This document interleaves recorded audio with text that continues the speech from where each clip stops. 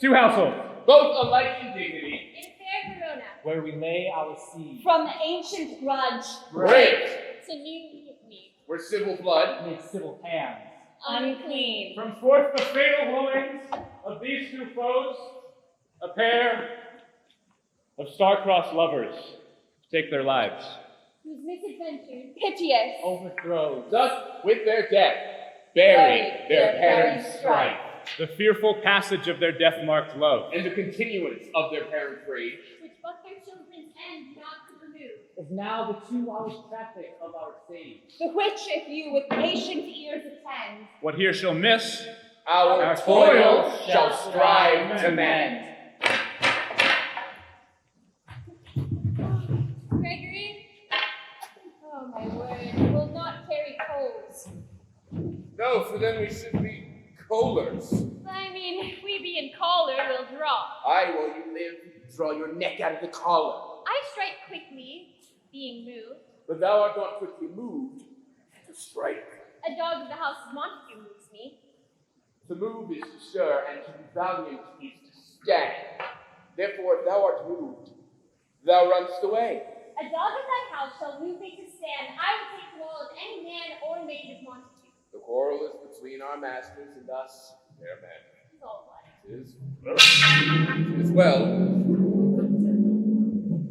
Here comes of the house of the Montagues. My naked weapon is out. Squirrel, I will back thee. How? Turn thy back and run! Not? No, Mary, I fear thee. Let us take the law of our side. Let them begin. I will frown at them as they walk by. Let them take it as they list. As they dare. I will bite my thumb at them, which is a disgrace to them if they dare. Do you bite your thumb at us, sir? I do bite my thumb, sir. Do you bite your thumb at us, sir?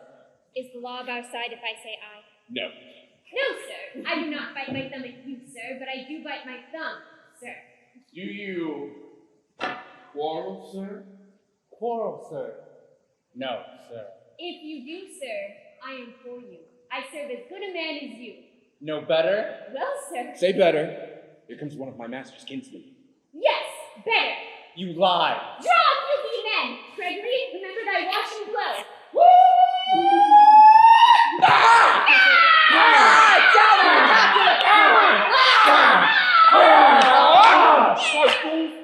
Soldier, know not what you do. What art thou drawn among these heartless hinds? Turn thee, Benvolio, look upon thy death. Peace. Put up your sword, or manage to part these men with me. What draw and talk of peace? I hate the word, as I hate hell, all Montagues, and thee!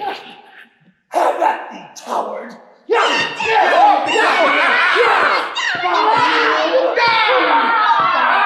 What noise is this? Give me my longsword, ho! A crutch, why call you for a sword? My sword, I say. Old Montague is come and flourishes his blade in fighting. Thou villain, Capulet! Opening not, let me go! Thou shalt not stir a foot to seek a foe! Rebellious subjects, enemies to peace, profaners of this neighbor-stated steel. Will they not hear? What ho, you men, you beasts! On pain of torture, from those bloody hands, throw your mistempered weapons to the ground.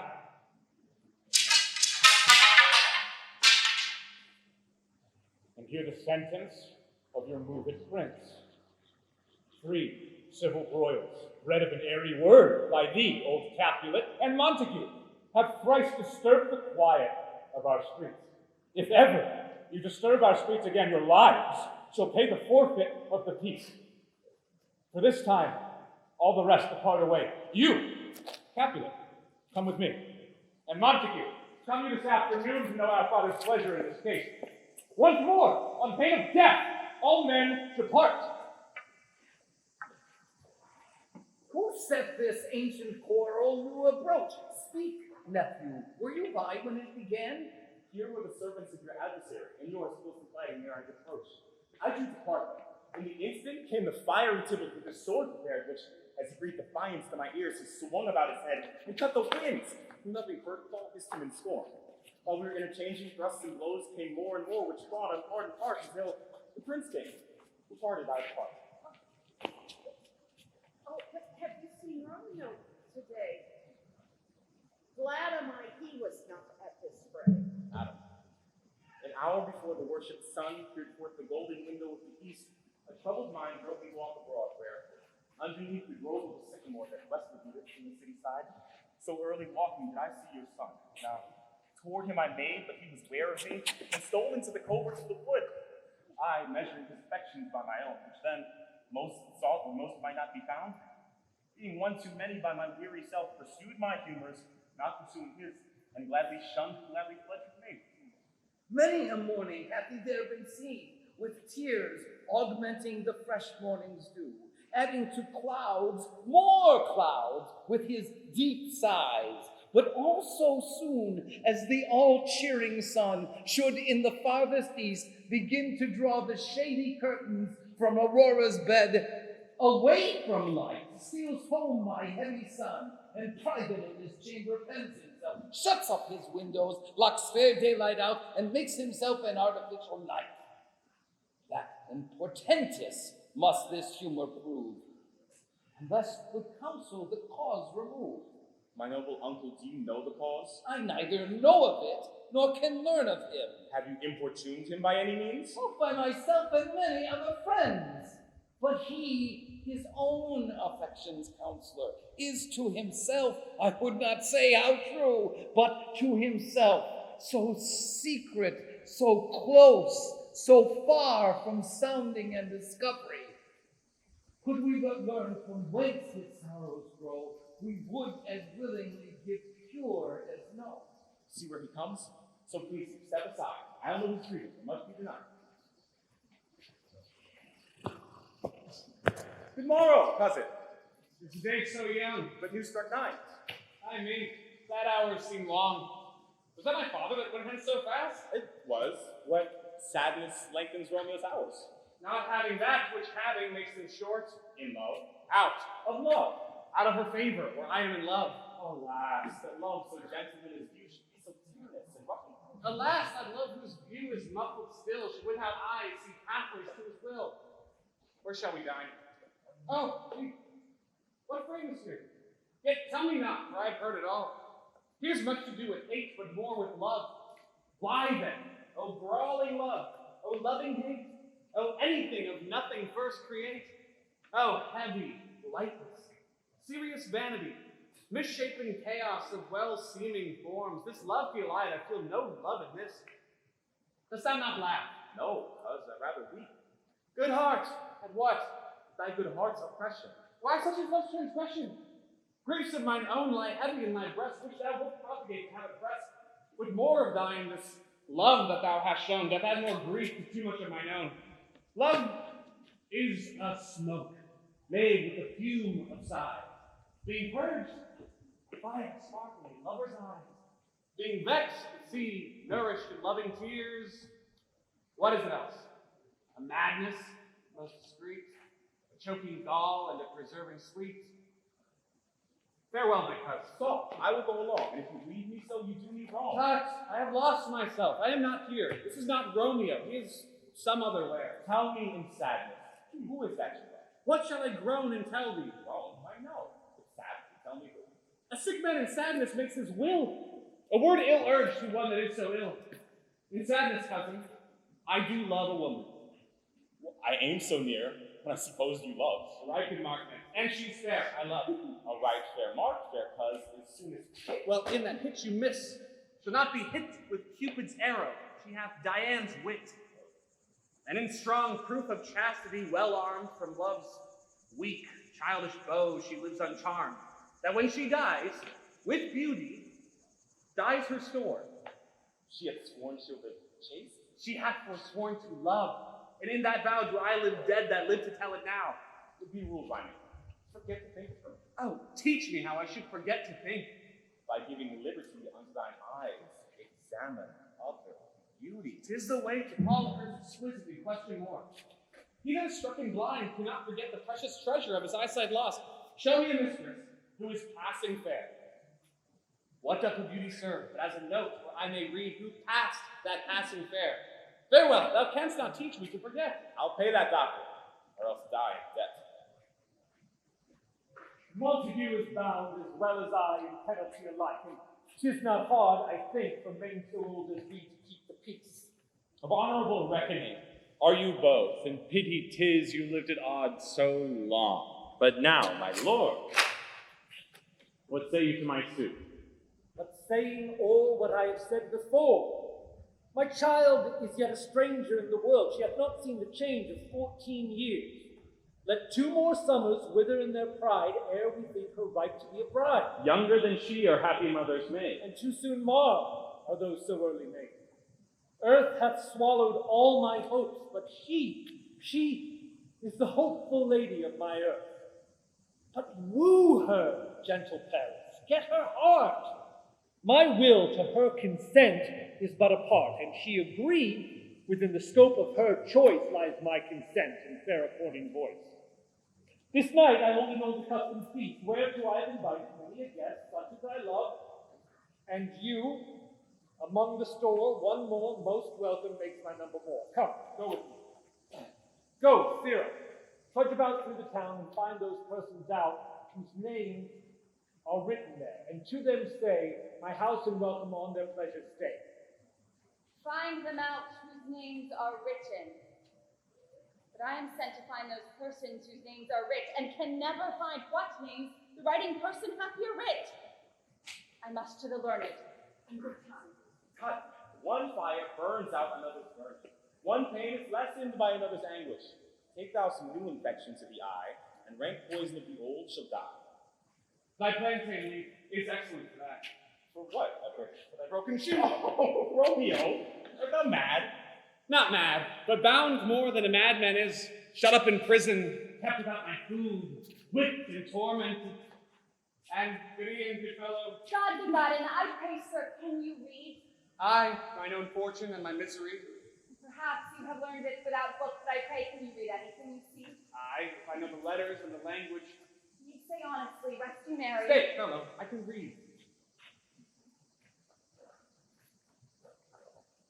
Signor Martini with his wife and daughter, Count Anselm and his beauteous sisters, the lady widow of Retruvio, Signor Placentio and his lovely nieces, Mercutio and his brother Valentine, my uncle Capulet and his wife and daughter, my fair niece, Rosaline, Lydia, Lucio, the lively Helena, Tybalt. Fair assembly, whither should they come? Up, Whither? To supper? our house, Whose house? my master's. Indeed, I should have asked you that before. Now I'll tell you without asking. My master is the great rich Capulet, and if you be not of the house of Montague, I pray, come and crush a cup of wine with us. Rest you merry. At this same ancient feast of Capulets, sups the fair Rosaline, whom thou so loves, with all the admired beauties of Verona. Your lady's love, against some maid I will show shining at the seas, and she will scant show well than thou seest best. I'll go along. No such sight to be shown, but to rejoice in the splendor of mine own. Yes, where is my daughter? Call her forth. Now by my maidenhead of 12-year-old I bade her come. What laugh, what lady bird, what forbid. Where's this girl? What Juliet? Oh no! Your mother. Madam, I am here. What is your will? This is the matter. Yes, give me a while. We must talk in secret. Yes, come back again. I have remembered me. Thou's hear our counsel. Thou knowest my daughter's of a pretty age. Faith, I can tell her age unto an hour. She's not 14. She's not 14. How long is it now to Lammastide? A fortnight and odd days. Even or odd, of all days in the year come Lammas Eve at night shall she be 14. Susan and she, God rest all Christian souls, were of an age. Well, Susan is with God. She was too good for me. But, as I said, come Lammas Eve at night shall she be 14. That shall she marry, I remember it well. 'Tis since the earthquake now 11 years. And she was weaned. I never shall forget it. Of all days in the year, upon that day, for I had then laid wormwood to my bed, sitting in the sun under the dove house wall. My lord and you were then at Mantua. nay, I do bear a grain. But as I said, when it did taste the wormwood on the nipple of my dug and felt it bitter, pretty cool to see it tetchy and fall out with the dug. And since that time, it is 11 years, for then could she stand alone. Nay, why the brood? She could have waddled round and waddled all about her, even the day before she broke her brow. And then my husband, God be with his soul, was a merry man, took up the child.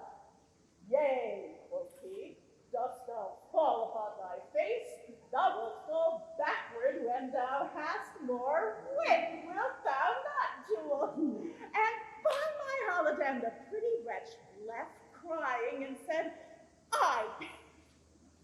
To see now how it just shall come about. I warned that I should for 1,000 years I never should forget it. Wilt thou not, Juliet, quoth she, stinted and said I. Enough of this, I pray you. Hold thy peace. Yes, madam.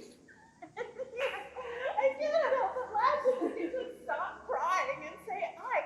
For and yet a warrant it had upon its brow a bump as big as a young cockerel stone, a perilous lock, and it cried bitterly. Yea, quoth my husband. Thou fall'st upon thy face, thou shalt fall backwards when thou comest of age, wilt thou not, Jewel? And stinted and said I. Consent thou too, I pray thee, nurse, say I. Peace I have done. God mark you to his grace, thou wast the prettiest babe that e'er I nursed, and I might live to see thee married once, I'll have my wish. Marry? That marry is the very theme I come to talk of. Tell me, daughter Juliet, how stands your disposition to be married? It is an hour that I dream not of. An hour? Were I not thine only nurse, I would say thou hadst sucked wisdom from thy teeth. Well, think of marriage now. Here in Verona, younger than you, ladies of esteem, are made already mothers. By my count, I was your mother much upon these years that you are now a maid. Thus then, in brief, the valiant Paris seeks you for his love. A man, lady, such a man as all the world. Why, he's a man of wax. Verona summer hath not such a flower. Oh, nay, the faith he's a flower, a very flower. What say you? Can you love the gentleman? This night you shall behold him at our feast. Read over the volume of young Paris' face and find a light writ there with beauty's pen.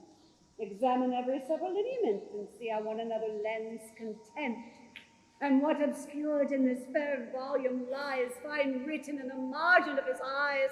Oh, this precious book of love, this unbound lover, to beautify him only lacks a cover. What say you? Can you like a Paris's love? I'll look to like, if looking like he do, but no more deep will I endark mine eye than your consent give strength to make fly. Madam, the guests are Come, supper served up, you called my young lady, asked for the nurse, curse in the pantry, and everything in extremity. I must hence to wait, I beseech you, follow straight. We follow thee. Juliet, the country stays. Go, girl, seek happy nights, happy days. What shall this speech be spoke for our excuse? Or shall we on without apology? Let them measure us by what they will. We'll measure them a measure, and be gone. Give me the torch. I'm not for this ambling. Being but heavy, I will bear the light. Nay, gentle Romeo, we must have you dance. Not I, believe me. You have dancing shoes with nimble soles. I have a soul of lead, so stakes me to the ground I cannot move. You are a lover. Borrow Cupid's wings and soar with them above a common bound. I am to soar and pierce with a shaft. To soar with his light feathers into bound. I cannot bound a pitch above dull woe. Under love's heavy burden do I sink. And to sink in it, should you burden love? Too sweet oppression for a tender thing. Is love a tender thing? It is too rough, too rude, too boisterous, and it pricks like thorns. If love be rough with you, be rough with love. Love. Freaking, and you bring love down. Give me a case to put my visage in. A visor for a visor. Come, enter. No sooner in, but every man take his lance. Come!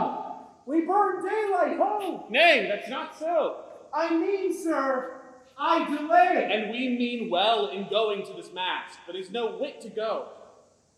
Why? May one ask. I dreamt a dream tonight. And so did I. Well, what was yours? That dreamers often lie. In bed asleep when they do dream things true. Oh!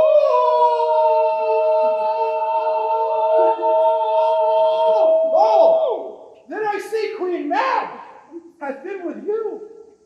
She is the fairy's midwife. And she comes in shape no bigger than an agate stone, on the forefinger of an alderman, drawn with a team of little atomies over men's noses, as they lie asleep. Her wagon spokes, made of long spinner's legs. Her cover, of the wings of grasshoppers. Her traces, of the smallest spider web. Her collars, of the smooth lines watery beams. Her wagoneer, a small gray-coated gnat, not half so big as a round little worm, pricked from the lazy finger of a maid. And in this state, she gallops night by night through lovers' brains, and then they dream of love over courtiers' knees who dream on curtsies straight, over lawyers' fingers who straight dream on fees, over ladies' lips who straight on kisses dream, which oft the angry mad with blisters plagues, because their breaths with sweet meats tainted are. Sometimes she gallops over a courtier's nose, and then dreams he of smelling out a suit. And sometimes comes she with a toothpick's tail, tickling the parson's nose as he lies asleep, and then dreams he of another benefice. Sometimes she dreameth over a soldier's neck.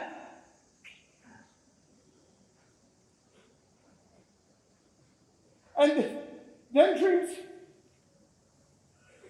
he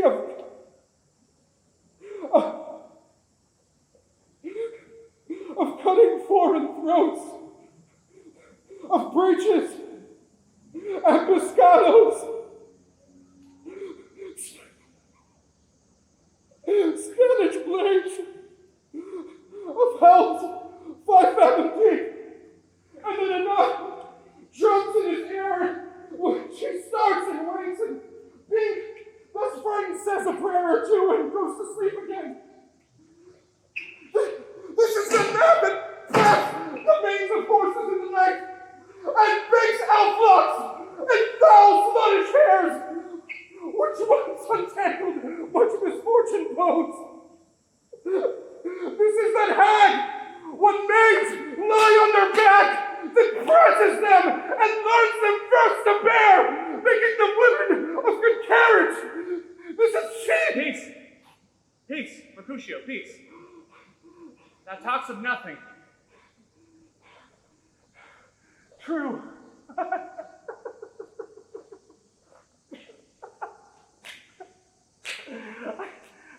I talk of dreams, which are the children of an idle brain, begot of nothing but vain fantasy, which is as thin of substance as the air, and more inconstant than the wind. This wind you talk of blows us from ourselves. Supper is done, and we shall come too late. I fear too early, for my mind misgives some consequences yet hanging in the stars. Shall bitterly begin his fearful date with this night's revels, and expire the term of a despised life closed in my breast by some vile forfeit of untimely death. But he that hath the steerage of my course direct my suit, On, lusty gentlemen, right from.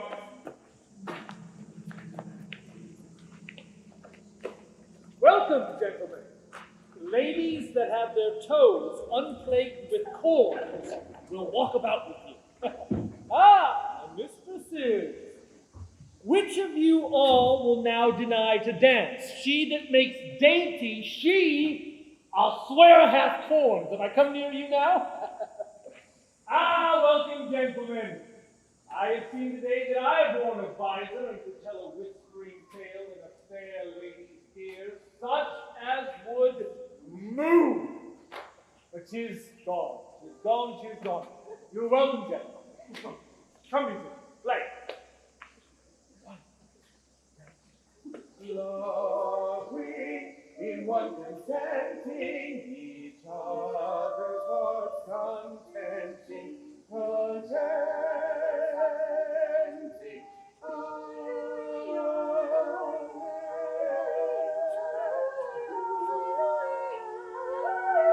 Lady Red, reach the hand of yonder knight.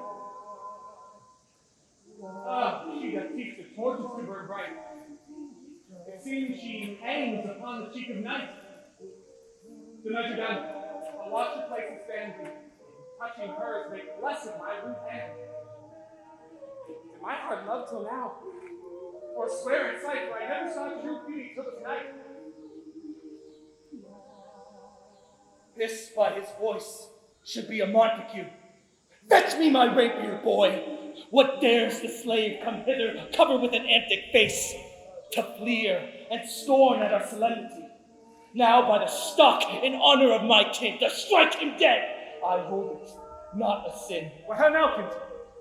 Wherefore storm you so? Uncle, this is a Montague, our foe, a villain that is hither come in spite, to scorn at our solemnity this night. Young Romeo. 'Tis he, that villain Romeo. Content thee, gentle cuz. Let him alone. It bears him like a portly gentleman, and to say truth, Verona brags of him to be a virtuous and well-governed youth. I would not, for the wealth of all the town, here, in my house, do him disparity. Therefore be patient, take no note of it.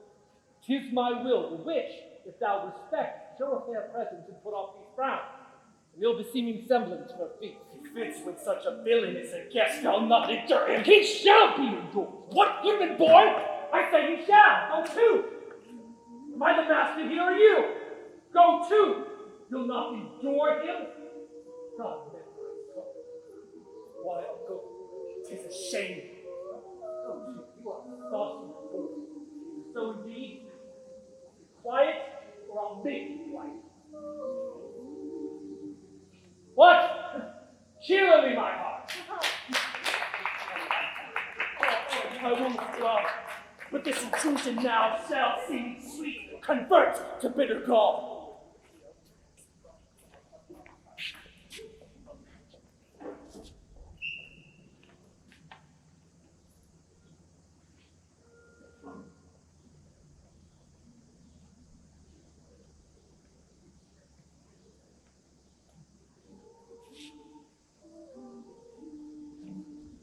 If I profane with my unworthiest hand this holy shrine, the gentle sin is this: my lips to blushing pilgrims did ready stand to smooth that rough touch with a tender kiss. Good pilgrim, you do wrong your hands too much. Which manly devotion shows in this?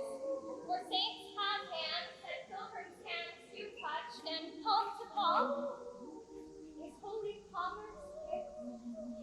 Have not saints lips and holy palmers too? My pilgrim lips that they must use in prayer. Oh, then, dear saint, let lips do what hands do. They pray, grant thou, lest faith turn to despair. Saints do not move, till grant for their sake. And move not, while my prayer's effect I take. Thus from thy lips by thine my sin is purged. Then have my lips the sin that they have sought. Sin from my lips? Oh, trespass sweetly urged. Give me my sin again. You kiss my above. Madam, your mother craves a word with you. What is her mother? Married bachelor. Her mother is the lady of the house, and a good lady, and wise and virtuous. I nursed her daughter that you talked withal. I tell you, he that can lay hold of her shall have the chase. Is she a Capulet? Oh, dear account, my life is my foe's death. Romeo, away. He's gone. The sport is at the back. Aye, so I fear. The more is my unrest. Nay, gentlemen, turn not to be gone. We have a trifling foolish banquet tours. No, is it even so? Well, then I take you all. I take you on, gentlemen. Good night. Off to my rest. Come hither, nurse. What is yon gentleman? I know not. Oh, ask his name. If he be married, my grave is like to be my wedded bed. Do you know who that man was? No? Anybody? No? Anybody? His name is Romeo and a Montague, the only son of your great enemy. My only love sprung from my only hate, too early seen, unknown, and known too late. For his birth of love it is to me that I must love a loathed enemy. What's this? What's this? A rhyme I learn even now of one I dance withal. Juliet! I'm on. Let's away. The strangers are all gone.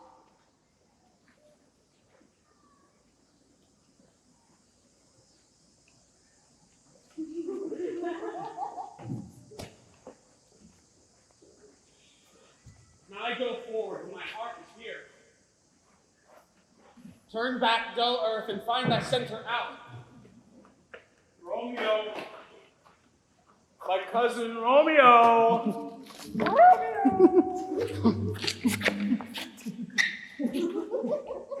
He is wise, and on my life has stolen him home to bed. He ran this way and left the orchard wall.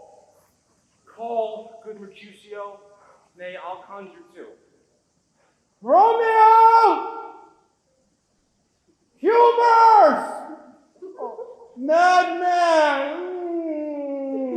Passion! Lover! Appear thou in the likeness of a sign. Speak but one rhyme, and I'll be satisfied. Cry, but I mean. I must conjure him. I conjure thee by Rosalind's bright eyes, for her high forehead and her scarlet lip, by her straight leg, fine foot, and quivering thigh. Thou wilt anger him. My invocation is but fair and honest, and in his mistress' name I conjure only but to raise him up. Come. He had hid himself among the trees to be consorted with the humorous knight. Blind is his love, and it best befits the dark. If love is blind, love cannot hit the mark. Out to my truckle bed! This field bed is too cold for me to sleep. Come, shall we go? Go then. For 'tis vain to seek him here. That means not to be found.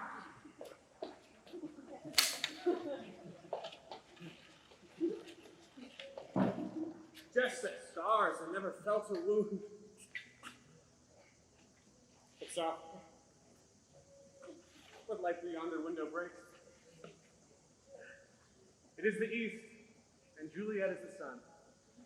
Arise, fair sun, and kill the envious moon, who is already sick and pale with grief, that thou, her maid, art far more fair than she.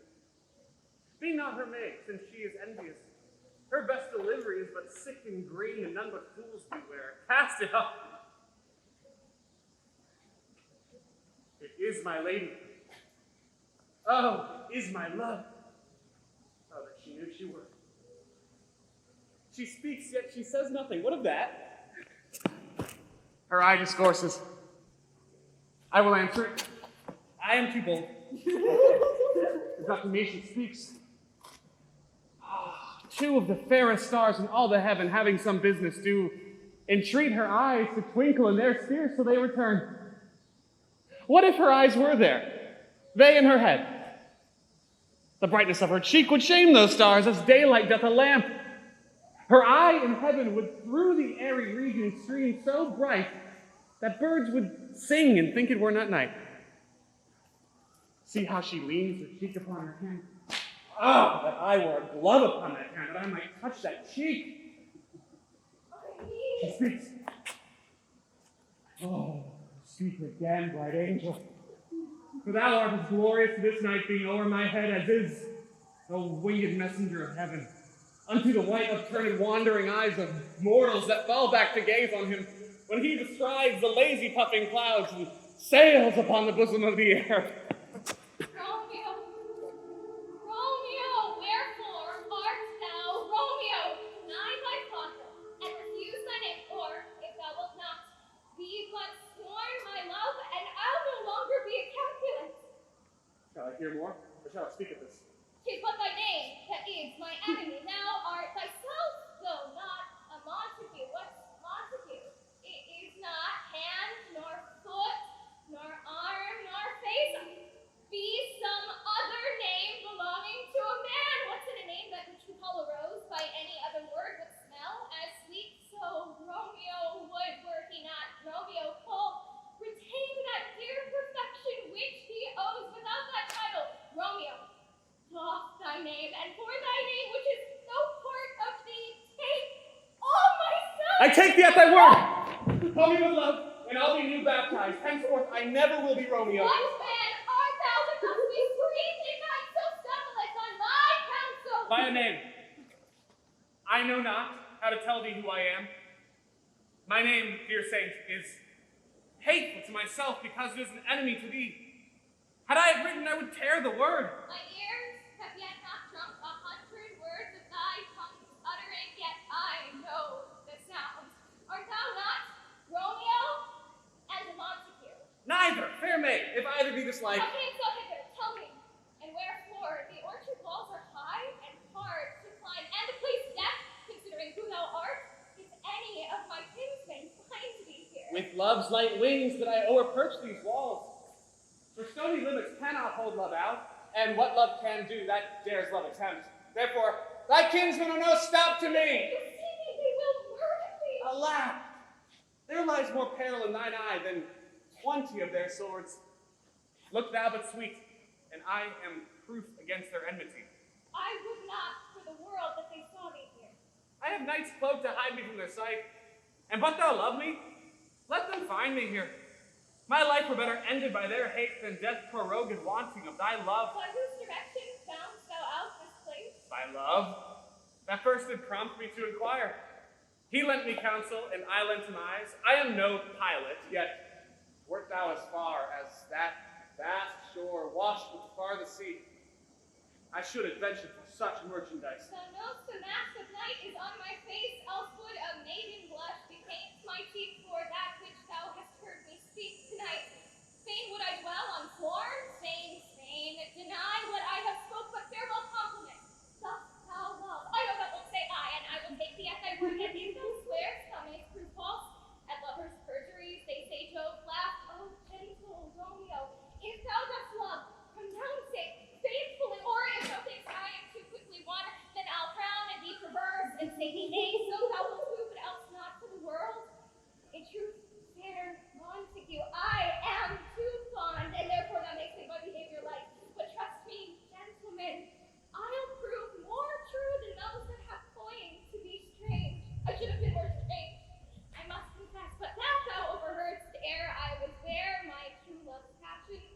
Therefore pardon me, and do not impute this yielding to light love which the dark night hath so subject.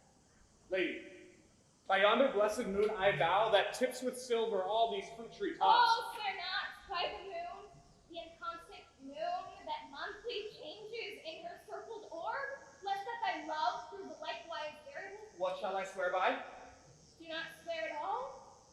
Or, if thou wilt, swear by thy gracious self, which is the God of my idolatry, and I'll believe that. My heart's dear. Well, do not swear, although I joy in thee. I have no joy in this contract tonight. It is too rash, too unadvised, too sudden, too like the lightning, which doth cease to be ere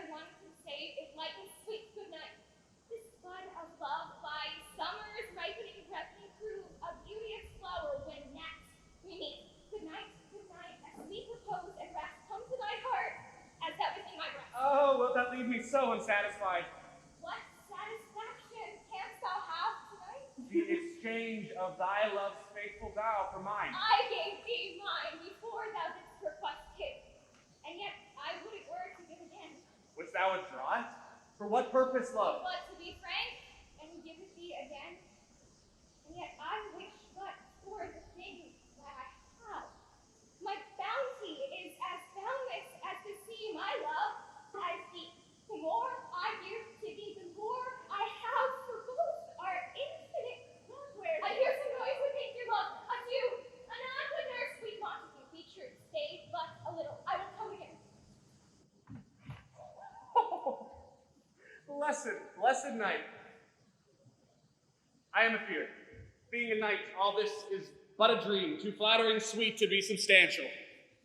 3 words, dear Romeo, and the good night indeed. If that thy bent of love be honorable, thy purpose marriage, send word to me tomorrow by one that I'll procure to come to thee, where and what time thou wilt perform the rite, and all my fortunes at thy foot I'll lay, and follow thee, my lord, throughout the world. I come anon, but if thou meanest not well, I do beseech thee. By and by I come to cease thy strife, and leave me to my grief. Tomorrow will I send So thrive my soul. 1,000 times good night. 1,000 times the worst want thy light.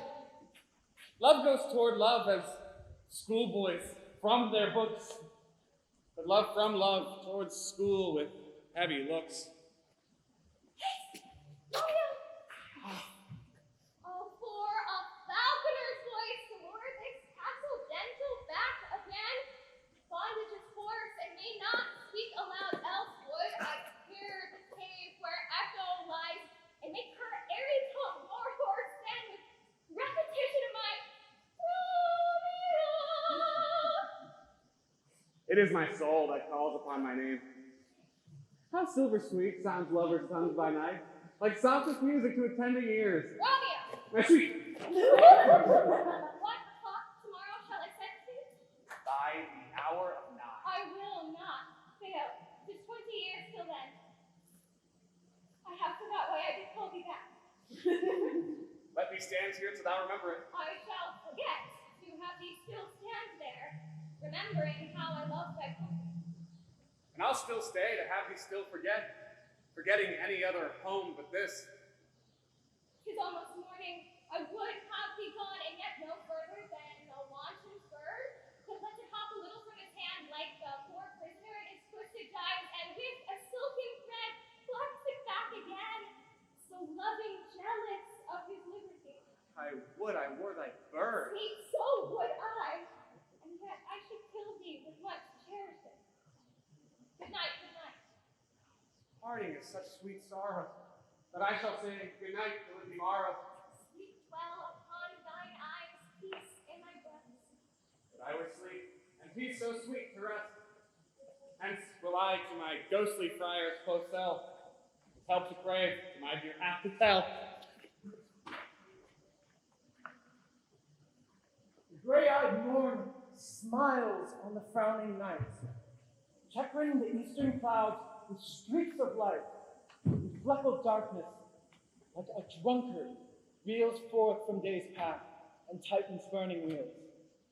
Now ere the sun advance his burning eye, the day to cheer and night's dank dew to dry, I must upfill this osier cage of ours with baleful weeds and precious juiced flowers. The earth that's nature's mother is her tomb, but it's her burying grave, that is her womb. And from her womb, children of diverse kind.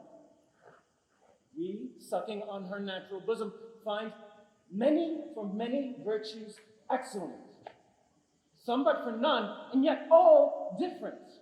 Oh, mickle is the powerful grace that lies in plants, herbs, stones, and their true qualities. For not so vile that on the earth doth live, but to the earth some special good doth give. Nor aught so good, but strained from that fair use, revolts from true birth, stumbling on abuse. Within the infant rind of this weak flower, poison has resonance and medicine power.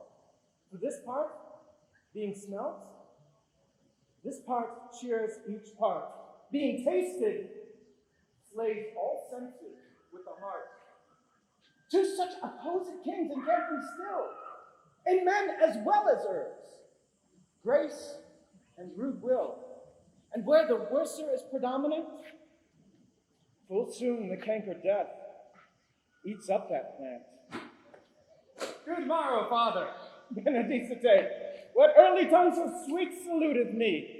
Young son, it argues a distempered head, so soon to bid good morrow to thy bed. Therefore, thy earliness doth me assure, thou art abroused with some distemperature.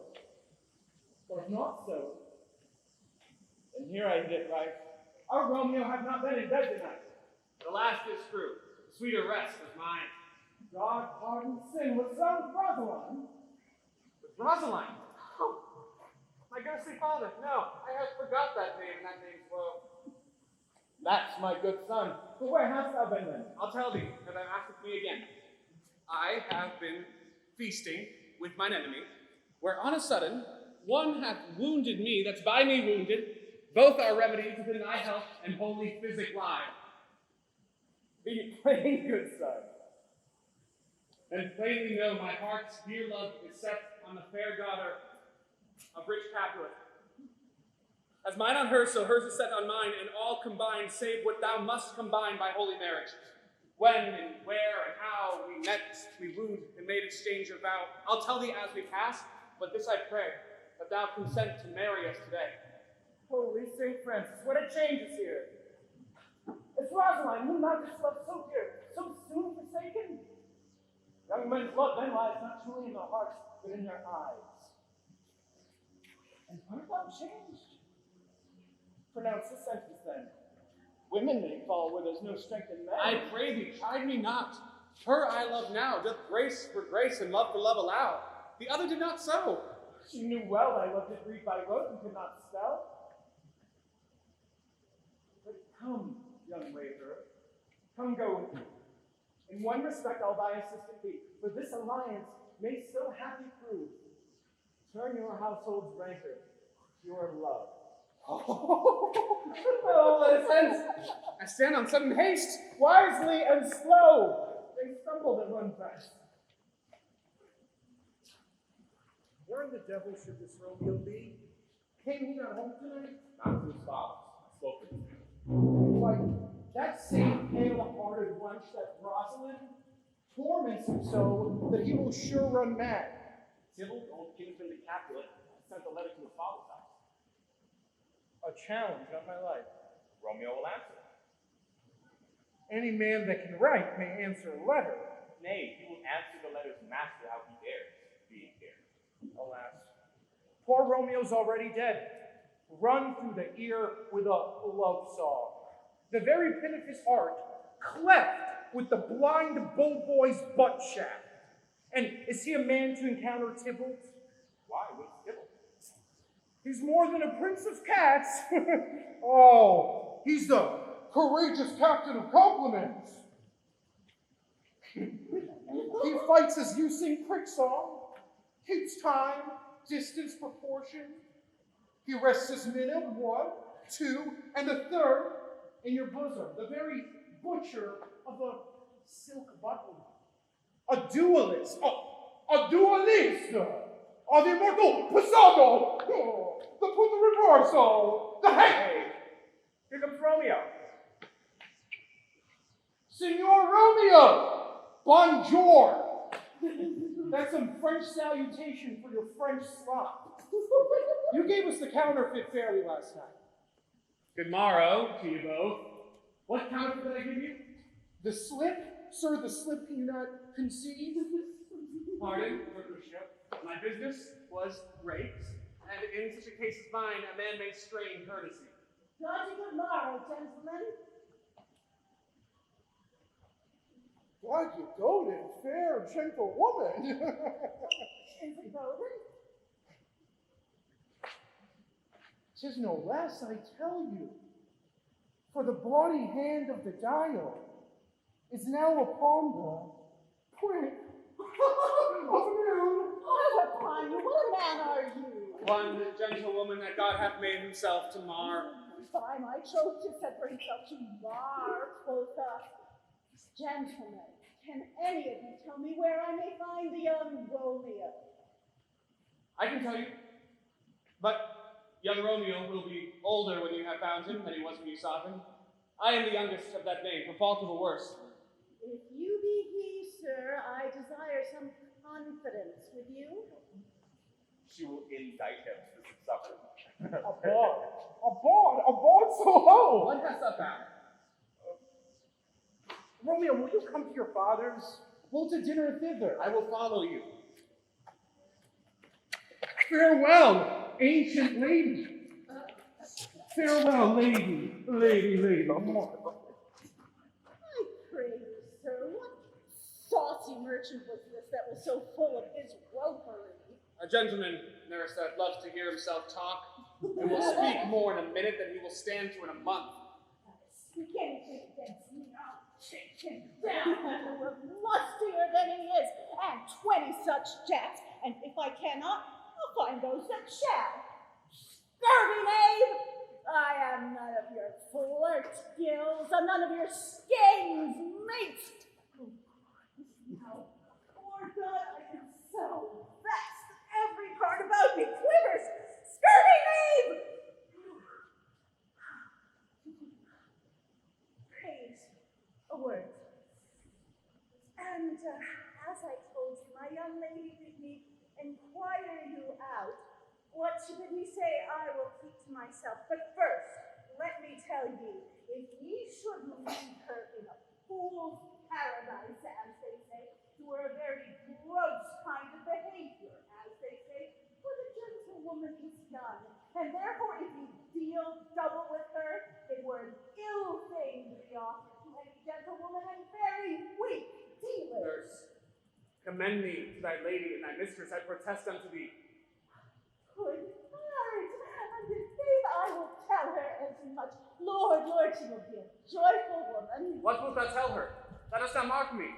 I will tell her so that you do protest, which, as I take it, is a very gentlemanlike offer. Bid her devise some means to come to shrift this afternoon, where there she shall, at Friar Lawrence' cell, be shrived and married. Here's for thy pains. Oh, no, truly, sir, not a penny. Go to, I say you shall.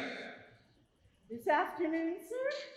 Well, she shall be there. And stay thou, good nurse, behind the abbey wall. Within this hour my man shall be with thee, and bring thee cords made like a tackled stair, which, to the high-top gallant of my joy, must be my convoy in the secret night. Farewell.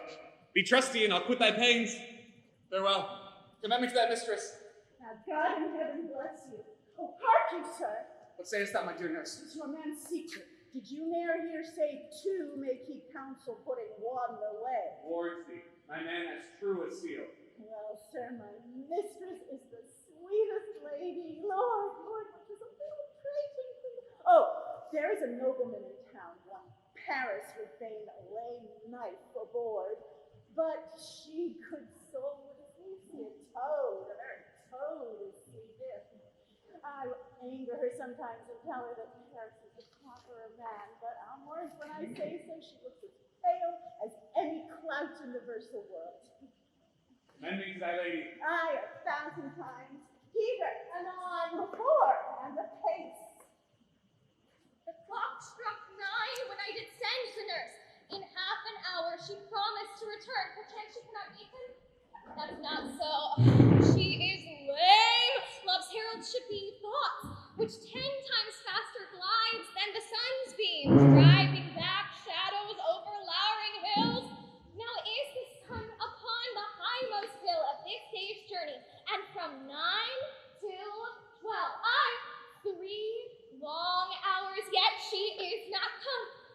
Had she affections and warm, youthful blood, she would be as swift in motion as a ball. But old folks, many fain as they were dead, unwieldy, slow, heavy, and pale as lead. Oh God, she comes! Oh honey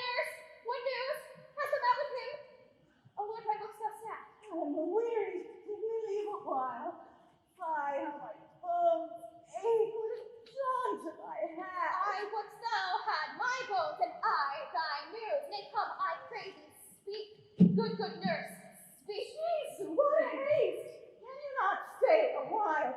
Do you not see that I am out of breath? Thou art not out of breath when thou hast breath to say to me that thou art out of breath. The excuse thou dost make in this delay is longer than the tale thou dost excuse. Is thy news good or bad? Answer to that. Say either, and I'll say the circumstance. Let me be satisfied. Is good or bad? Well, you have made a simple choice. You know not how to choose a man. Romeo? No, not he. Though his face be better than any man's, yet his legs excels all men's. And for a foot and an arm and a body, though they be not to be talked on, yet they are past compare. He's not the flower of courtesy, and yet I'll warrant him as gentle as a lamb. Go thy ways, wench, serve God. What, have you dined at home? No, but all this I did know before. What says he of our marriage? What of that? Lord, how my head aches. What a head have I. My back. On the other side, my back. Beshrew your heart for sending me about to catch my death with jaunting up and down. Say, I am sorry thou art so well. Sweet nurse. Tell me what says my love. Your love says, like an honest gentleman, and a courteous, and a kind, and a handsome, and a warrant of virtuous. Where's your mother? Where is my mother? Why, she is within. Where should she be? Gods, lady dear, are you so hot? Marry, come up, I trow, into this poultice for my aching bones.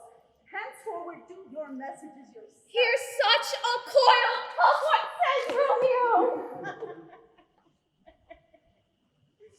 Have you got leave to go to shrift today? I have. Then hie you hence to Friar Lawrence's cell. There stays a husband to make you a wife. Now comes the wanton blood up in your cheeks. They'll be scarlet, straight at any news. Hie you to the church. I must another way to fetch a bird's nest by the which your love must to fetch a ladder by the which your love must climb a bird's nest soon when it is dark. I am the drudge that toil in your delight, but you shall bear the burden soon at night. Out to dinner, hie you to the cell. High fortune, honest nurse, farewell. So smile the heavens upon this holy act, that after hours with sorrow chide us not. Amen. But come what sorrow can, it cannot countervail the exchange of joy that one short minute gives me in her sight. Do thou but close our hands with holy words, then love devouring death duty dare. It is enough, I may but call her mine. These violent delights have violent ends, and in their triumph die, like fire and powder, which as they consume, therefore love moderately. Long love does so, too swift arrives as tardy as too slow. Here comes the lady. Good even to my ghostly confessor. Romeo shall thank your daughter for us both. As much to him, else is his thanks too much. Oh, Juliet, if the measure of thy joy be heaped like mine, and that thy skill be more to blaze in it, then sweeten with thy breath this neighbor air, and let rich music's tongue unfold the imagined happiness that both receive in either by this dear encounter. Conceit more rich in matter than in words glad of his substance, not of ornament. They are but beggars that can count their wealth, but my true love is grown to such excess. I cannot sum up half of my wealth. Come, and we will make short work. For by your leave, we shall not stay alone. The Holy Church incorporates the 2 in 1.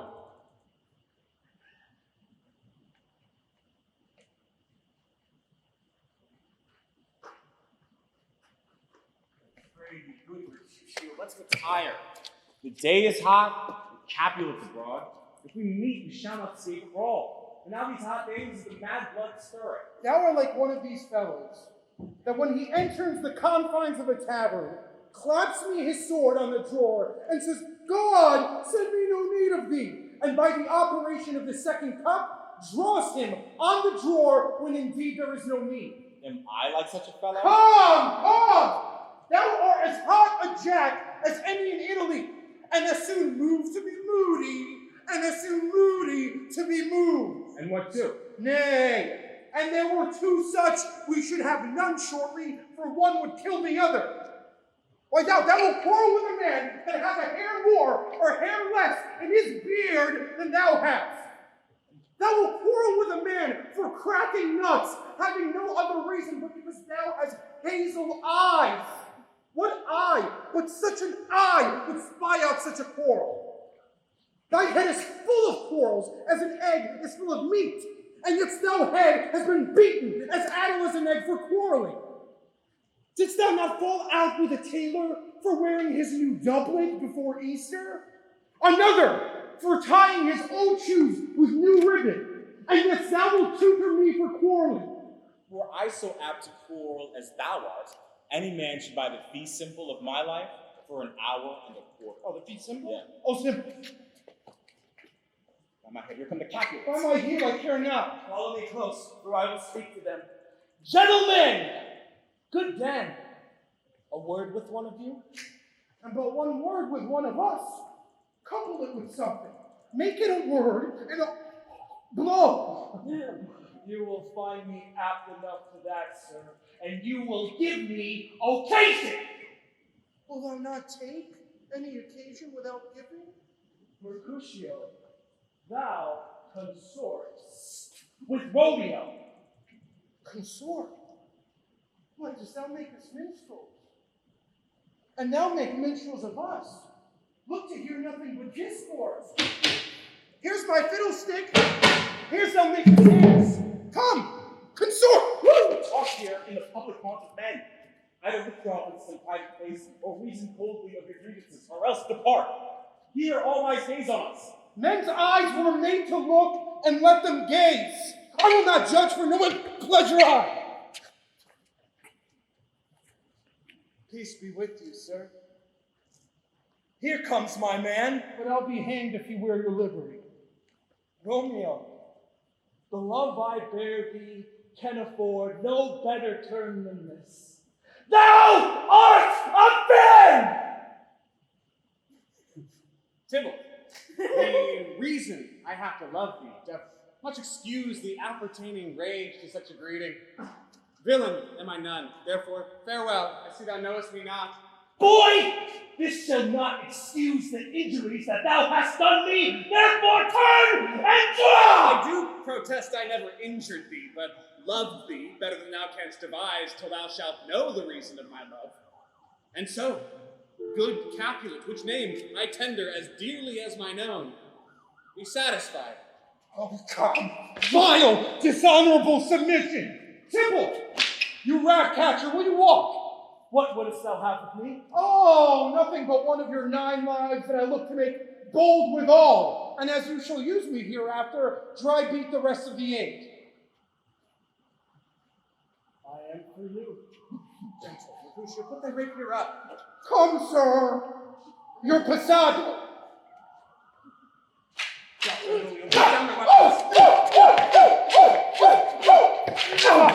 Gentlemen, for shame forbear this outrage. Tybalt, Mercutio, the prince expressly hath forbidden bandying in Verona street. Oh, Tybalt! I am hurt. A plague on both your houses. I am spent. Is he gone and hath nothing? I. A scratch. Mary, 'tis enough. Courage, man, the hurt may not be much. 'Twill serve. Nay, not so deep as a well, nor as wide as a church door, but, oh, Mary, 'tis enough, 'twill serve.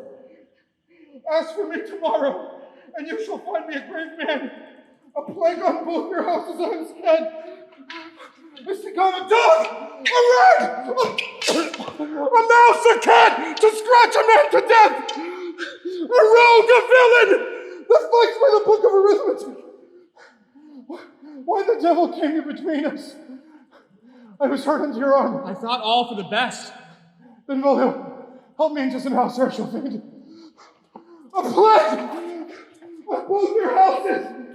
He has made one speed of me! And sell me to your houses!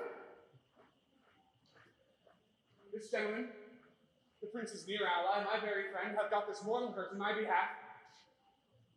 My reputation stained in Tybalt's slander. Tybalt that an hour hath been my cousin. Oh, sweet Juliet! Thy beauty hath made me effeminate, and in thy temper softened valor's steel. Romeo, brave Mercutio's dead. That gallant spirit hath aspired to the clouds, which too untimely here did scorn the earth. This day's black fate on low days doth depend. This but begins the woe others must end. Here comes the furious Tybalt back again. He gone in triumph and Mercutio slain. Fire and fury be my conduct now. Now, Tybalt, take the villain back again that late thou gavest me. For Mercutio's soul is but a little way above our heads, staying for thine to keep him company. Either thou, or I, or both must go with him. Thou wretched boy, that didst consort him here, shalt be with him hence! This shall determine that.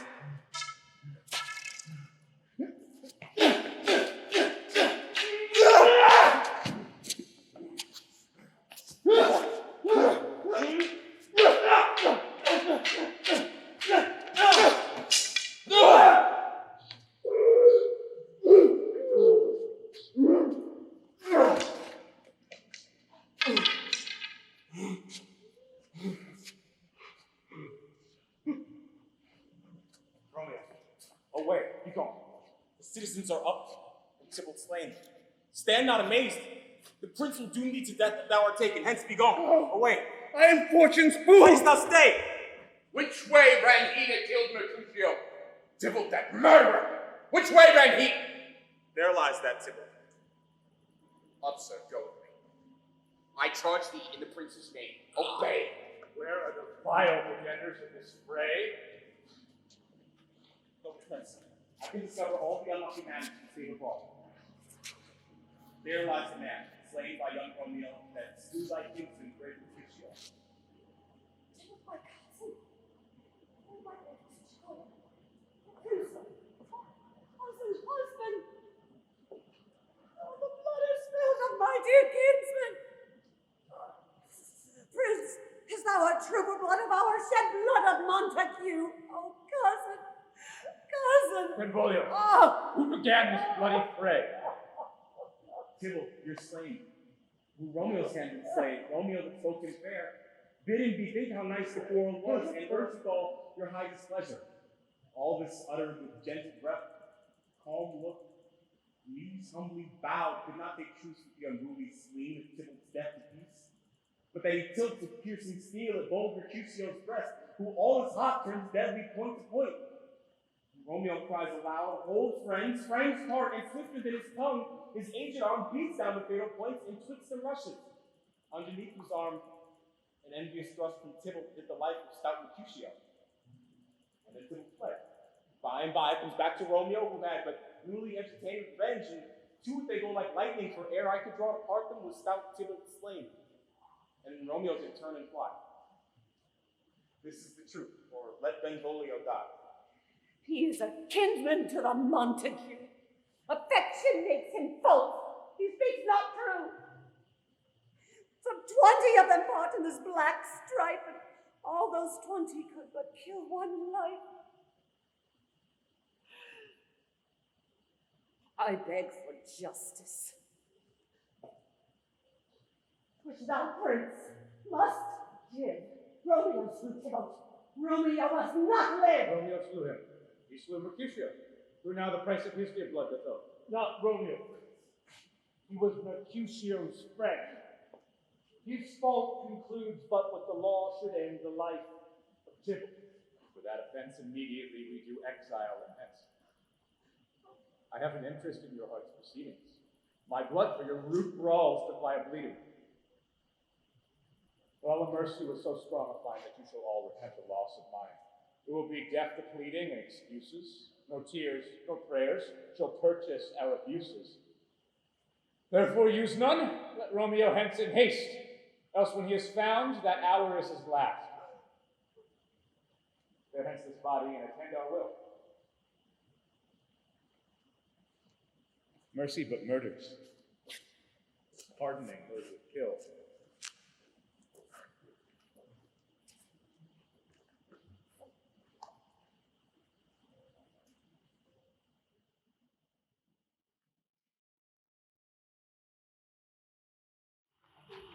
Gallop apace, you fiery-footed steeds, towards Phoebus' lodging.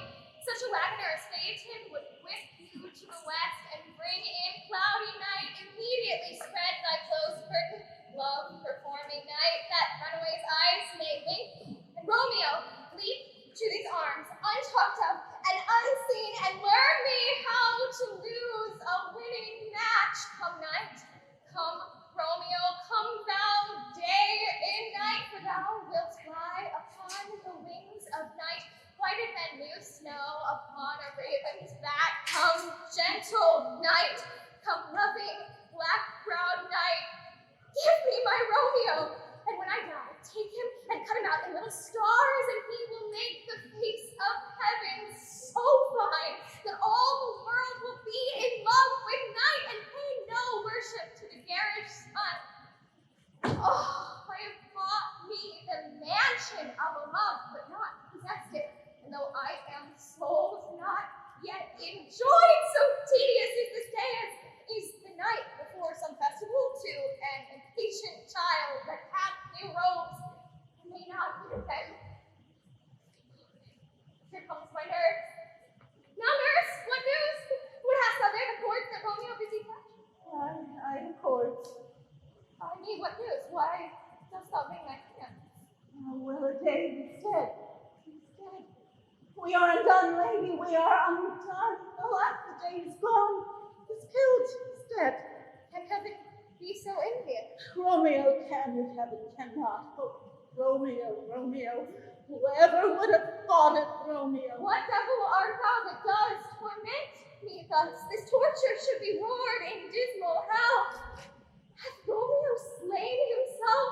Say thou but I, and that bare thou I shall poison more than the death-darting eye of cockatrice. I am not I, if there be such an I. If he be slain, say I. If not, no. Brief sounds determine of my weal or woe. I saw the wound. I saw it with mine eyes. God save the martyr on his manly breast. Piteous corse, bloody, piteous corse, pale as ashes, all but daubed in blood, in gore, blood. I swooned at the sight. Oh, break my heart! Poor bankrupt, break at once to prison eyes, ne'er look on liberty, vile earth to earth resign, end motion here, and thou and Romeo press one heavy year. Oh, Tybalt, the best friend I had. Oh, honest Tybalt, courteous gentleman, that ever I should live to see thee dead. What storm is this that blows so contrary? Is Romeo slaughtered? And is Tybalt dead, my dearest cousin, and my dear lord? Then dreadful trumpet, sound the general doom, for who is living if those two are gone? Tybalt is gone, and Romeo banished. Romeo that killed him, he is banished. Did Romeo's hand shed Tybalt? What it did, alas, the day it did. Serpent hardy with a flowering face. Did ever dragon keep so fair a cave beautiful? Tyrant, fiend, angelical, ravenous, dove-feathered raven, wolfish ravening lamb, despised substance of divinest show, just opposite to what thou justly seemst, a damned saint, an honorable villain. Oh, nature, what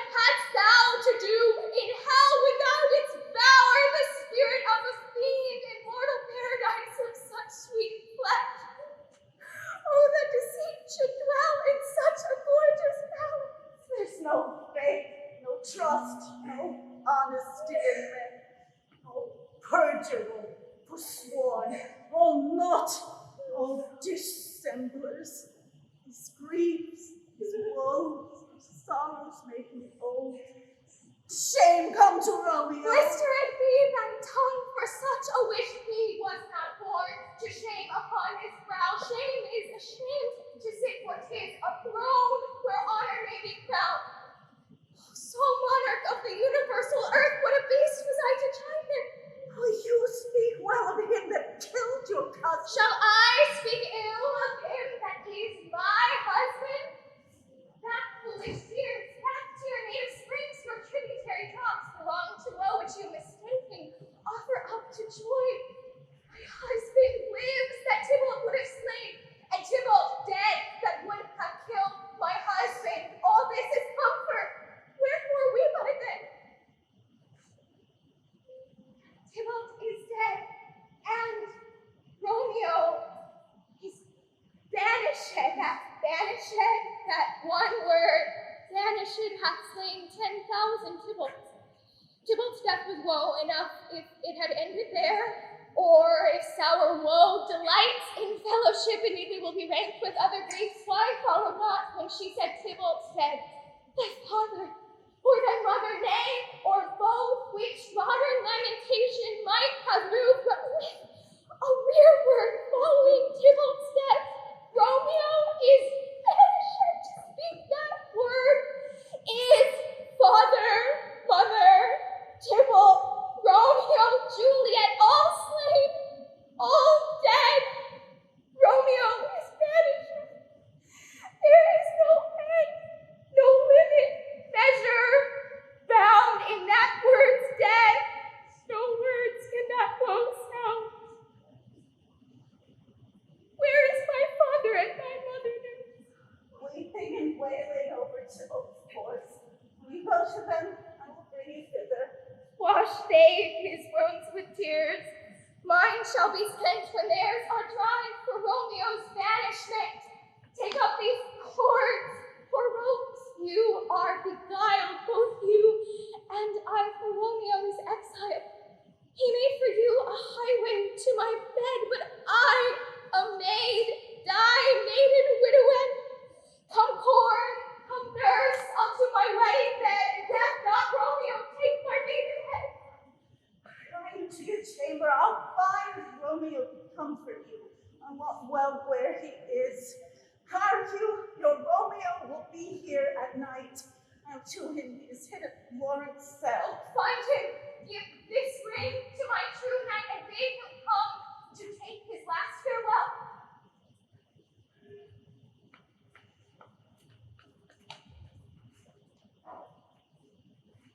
Romeo! Come forth, thou faithful man. Friction is enamored of thy parts, and our wedding is a calamity. Father, what news? What is the prince's doom? What sorrow craves acquaintance at my hand that I yet know not? Too familiars, my dear son, with such sour company. I bring thee tidings of the prince's doom. What less than doomsday is the prince's doom? A gentler judgment vanished from his lips. Not body's death, but body's banishment. Banishment? Be merciful, say death. For exile hath more terror in his look, much more than death. Do not say banishment. Hence from Verona art thou banished. Be patient, for the world is broad and wide. There is no world without Verona walls. But purgatory, torture, hell itself. As banished is banished from the world, and world's exile is death, then banished is death mistermed. Calling death banished, thou cutt'st my head off with a golden axe, and smilest upon the stroke that murders me. Thy fault our law calls death, and the kind prince, taking thy part, hath rushed aside the law, and turned that black word death to banishment. This is dear mercy, mercy to know. 'Tis torture, not mercy. Heaven is here, where Juliet lives. And every cat and dog and little mouse, every unworthy thing live here in heaven and may look on her, but Romeo may not. And sayest thou yet that exile is not death? Hast thou no poison mixed, no sharp ground knife, no sudden mean of death, though ne'er so mean, but banish it to kill me? Banish it. Oh, friar, the damned use that word in hell, howlings attends it. How hast thou the heart, being a divine, a ghostly confessor, a sin absolver, and my friend professed, to mangle me with that word banish it? Then, fond madman, hear me speak. Thou canst not speak of that thou dost not feel. Wert thou as young as I, Juliet, my love, an hour but married, Tybalt murdered, doting like me, and like me banished, then mightst thou speak. Then mightst thou tear thy hair and fall upon the ground as I do now, taking the measure of an unmade grave. Who's there? Romeo, arise, thou wilt be taken. Stay a while. Stand up. Run to my study. By and by. God's will, what simpleness is this? I come.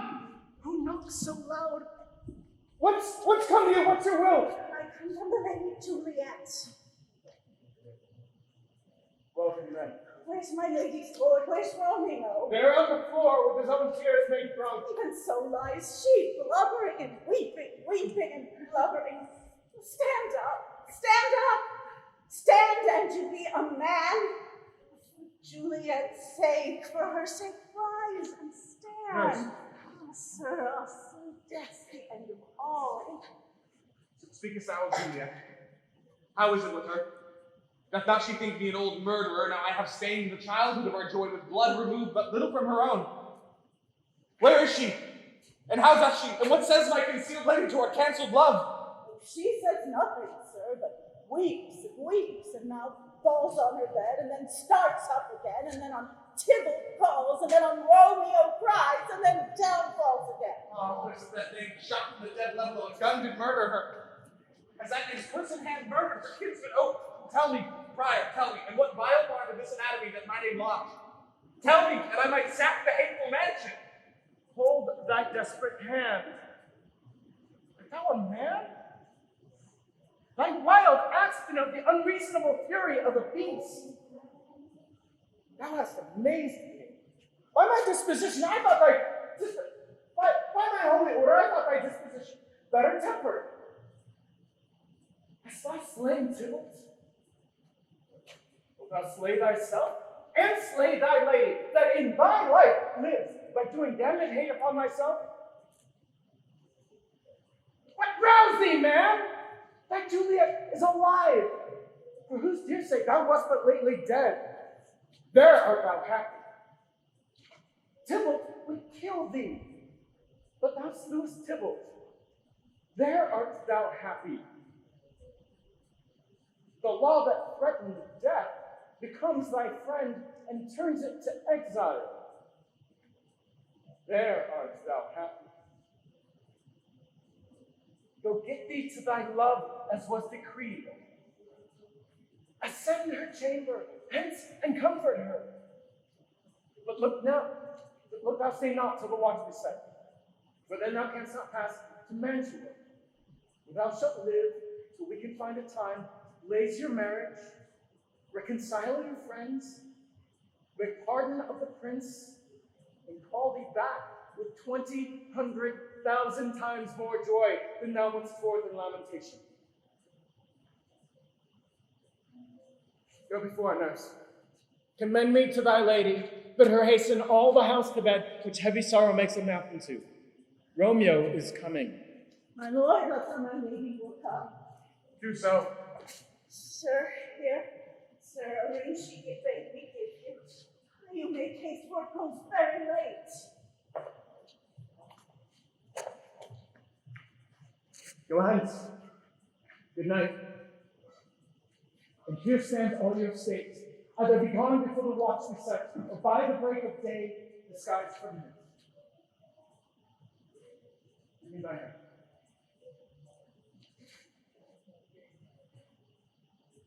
It's late. Farewell. Good night. Farewell.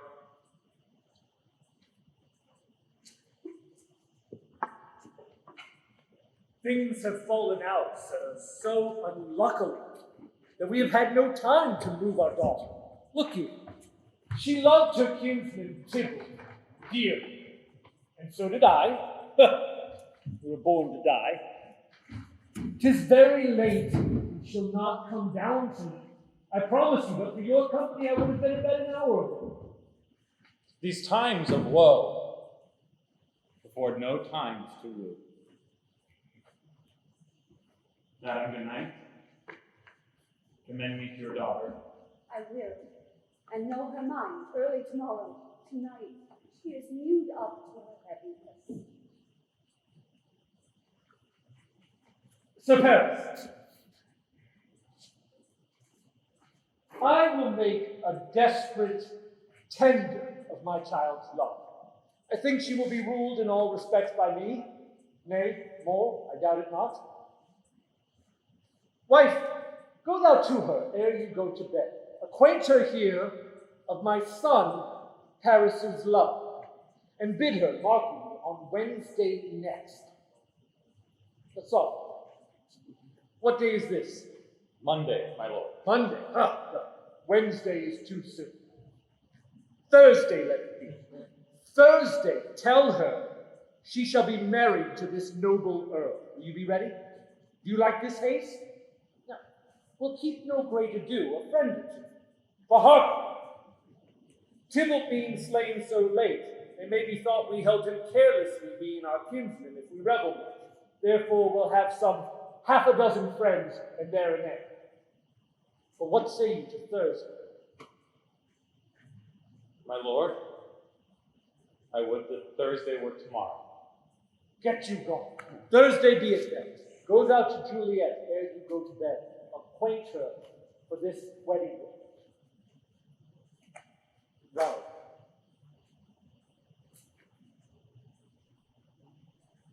Light my chamber home, for me. 'Tis so late that we may call it early by and by.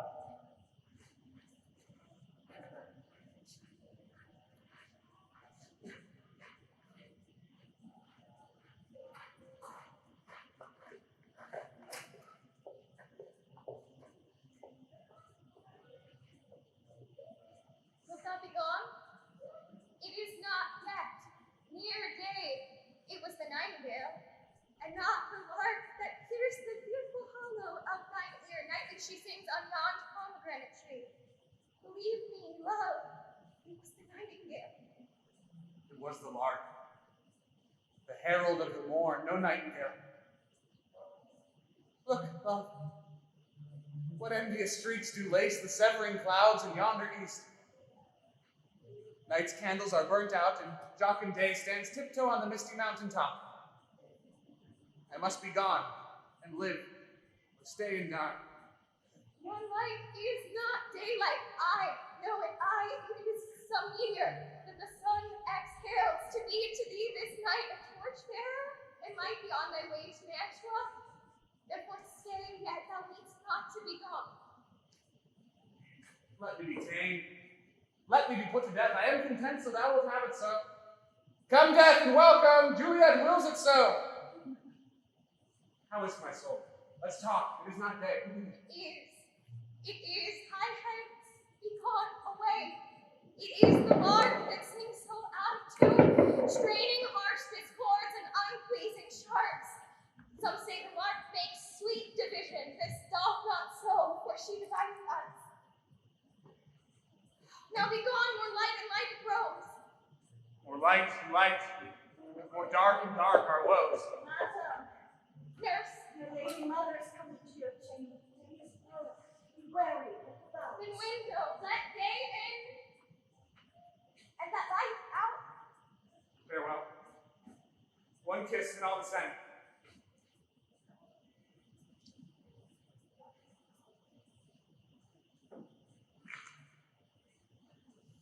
Art thou gone, soul, love, Lord, husband, friend? I must hear from you every day in the hour. For in a minute there are many days. Oh, by this count, I shall be much in years ere I again behold my Romeo. Farewell. I will omit no opportunity that may convey my greetings, love, to thee. Thinkest thou we shall ever meet again? Doubt it not. and all these woes shall serve for sweet discourses in our times to come. Oh God, I have an ill divining soul. Methinks I see thee now. Thou art so low as one dead in the bottom of a tomb. Either my eyesight fails, or thou must fail. And trust me, love, in my eyes so do you. Dry sorrow drinks our blood. Adieu. Adieu.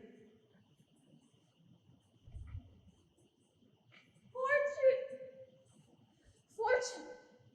All men call thee fickle. If thou art fickle, what dost thou with him that is renowned for faith? Be fickle, Fortune. For then I hope thou wilt not keep him long, but send him back. Oh, daughter, are you up?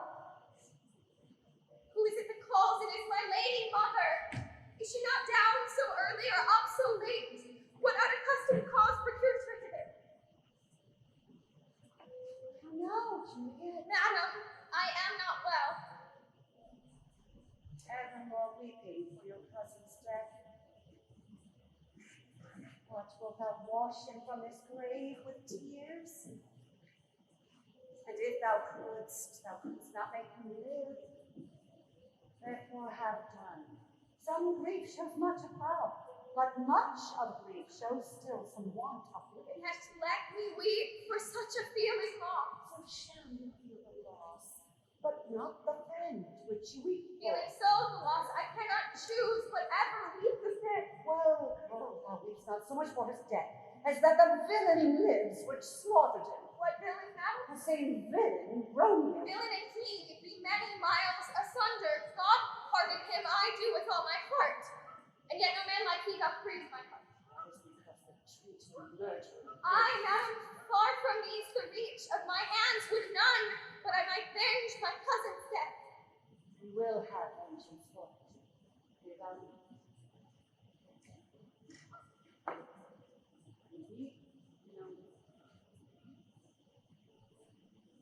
I'll send the one in Mantua, that same banished renegade doth live. I've given such an unaccustomed dram that he shall soon keep tittle company. And then I hope thou wilt be satisfied. Indeed, I never will be satisfied with Romeo till I behold him. Dead is my poor heart so for a kinsman fast. Madam, if you could find out but a man to bear a poison, I would temper it. That Romeo should upon receipt thereof soon sleep in quiet. Oh, how my heart abhors to hear him named, and cannot come to him to wreak the love I bore my cousin upon his body that has slaughtered him. Find thou the means, and I'll find such a man. But now I'll tell thee joyful tidings, girl. And joy comes well in such a needy time. What are they, beseech your ladyship? Well, thou hast a careful father, child. One who, to put thee from thy heaviness, has sorted out a sudden day of joy, which thou expectst not, nor I look not for. Madam, in happy town, what day is this? Marry, my child, early next Thursday morn. The gallant, young, and noble gentleman, the Count of Paris at St. Peter's Church, shall happily make thee a joyful bride. Now by St. Peter's Church, and Peter too, he shall not make me there a joyful bride. I wonder at this haste that I must wed ere he that should be husband comes to woo. I pray you tell my lord and father, madam, that I will not marry yet. And when I do, I swear it shall be Romeo, whom you know I hate rather than Paris. These are news indeed. Here comes your father, tell him so yourself. See how he will take it at your hand. When the sun sets, the earth doth drizzle dew, but for the sunset of my brother's son it rains down. How now? A conduit, girl, what, still in tears? Evermore showering in one little bottle. How now? Did you deliver to her our decree? I, sir, that she will none. She thanks. And that the fool were married to her grave. So, take me with you. Take me with you, wife. How will she? None. Does she not give us thanks? Is she not proud? Doth she not count her blessed, unworthy as she is, that we have brought so worthy a gentleman to be a bridegroom? Not proud that you have, but thankful that you have. How can I never be of what I have, but thankful even for hate that is meant love? How now? How now? This is chalk logic. What is this? Proud, and I thank you. And I thank you not, and yet not proud, Mistress Minnie. Thank me no thankings, nor proud me no prouds. But fettle your fine joints against Thursday next to go with Paris to St. Peter's Church, or I will drag thee on a hurdle thither. Out, you green sickness carrion! Out, you baggage! You tallow face! Bye, what are you mad? Good Father, I beseech you on my knees, hear me with patience, but to speak a word. Hang thee, young baggage, disobedient wretch. I tell thee what, get thee to church a Thursday or never after look me in the face. Speak not, reply not, do not answer me, my fingers itch! Wife, we scarce thought us blessed that God had lent us but this only child. But now I see this one is one too much, and we have a curse in having her. Out on her, Hildy! God in heaven, bless her! You are to blame, my lord, to rate her so. And why, my lady wisdom? Hold your tongue. You are too hot. God's bloody makes me mad!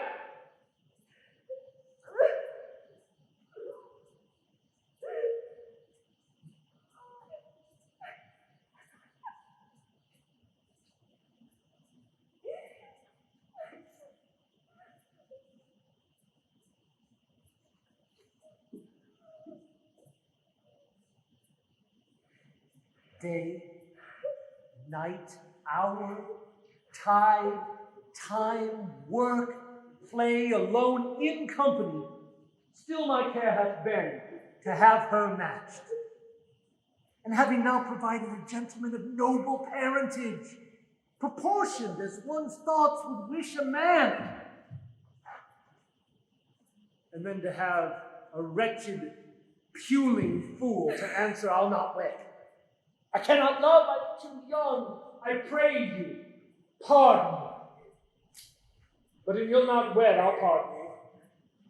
Graze where you will, you shall not house with me. Look to it, think on it, I do not use a jest. Thursday is near, lay hand on heart, advise. If you be mine, I'll give you to my friend. And you be not, hang, beg, starve, die in the streets. For by my soul I'll ne'er acknowledge thee, nor what is mine shall never do thee good. Trust to't, bethink thee. I'll not be forsworn.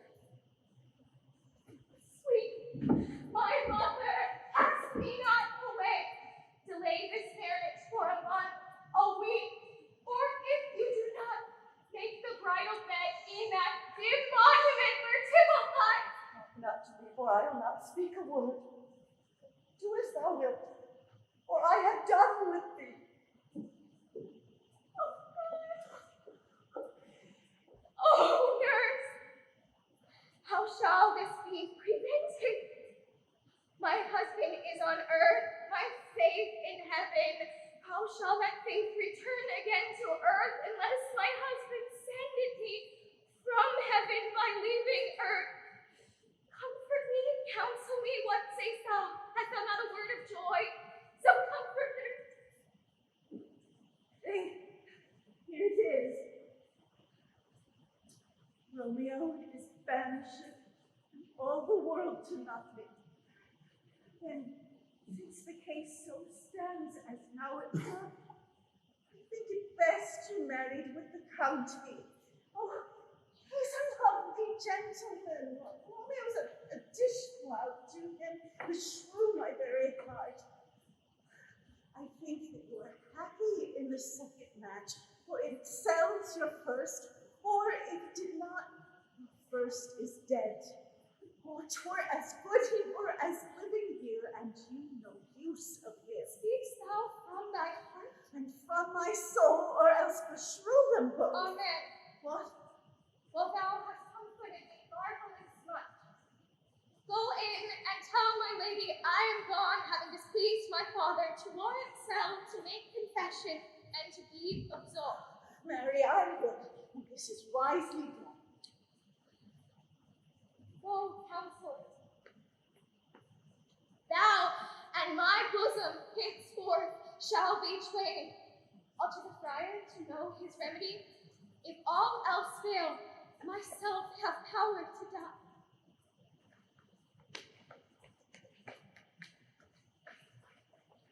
On Thursday, sir, the time is very short. My father Capulet will have it so, and I am nothing slow to slide his haste. You say you do not know the lady's mind. Uneven is the course, I like it not. Immoderately, she weeps for Tybalt's death, and therefore have I little talk of love, for Venus smiles not in a house of tears. Now, sir, her father counts it dangerous that she doth give her sorrow so much sway, and in his wisdom hates her marriage to suck the inundation of her tears, which too much minded by herself alone may be put from her by society. Now do you know the reason for this haste? I would I knew not why it should be slowed. Look, sir, here comes the lady toward myself. Happily met, my lady and my wife. Oh, that may be, sir, when I may be a wife. That may be, must be love on Thursday next. What must be shall be. That's a certain text. Come you to make confession to this father. To answer that, I should confess to you. Do not deny to him that you love him. I will confess to you that I love him. So will you. I am sure that you love me.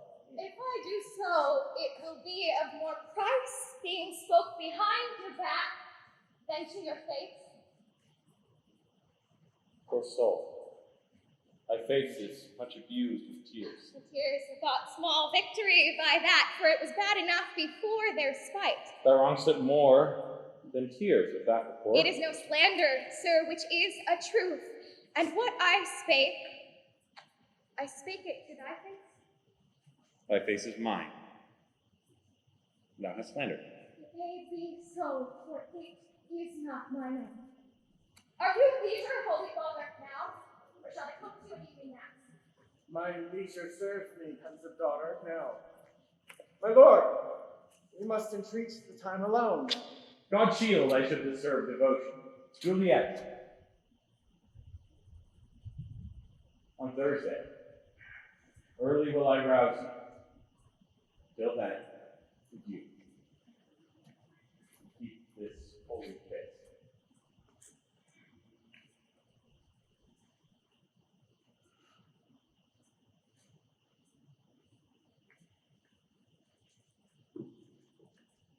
Shut the door, and when thou hast done so, come weep with me past hope, past care, past help.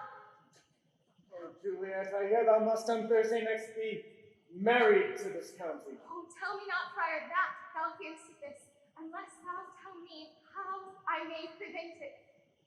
If in thy wisdom thou canst give no help, then do thou but call my resolution wise. And with this night, I'll help it presently.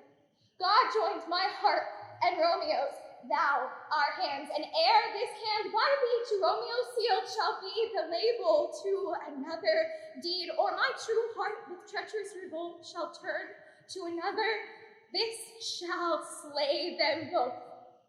Therefore, out of thy long experienced time, give me some present counsel, or behold, twixt my extremes and me, this bloody night shall play the umpire, arbitrating that which the mission of thy years and art could no issue of true honor bring.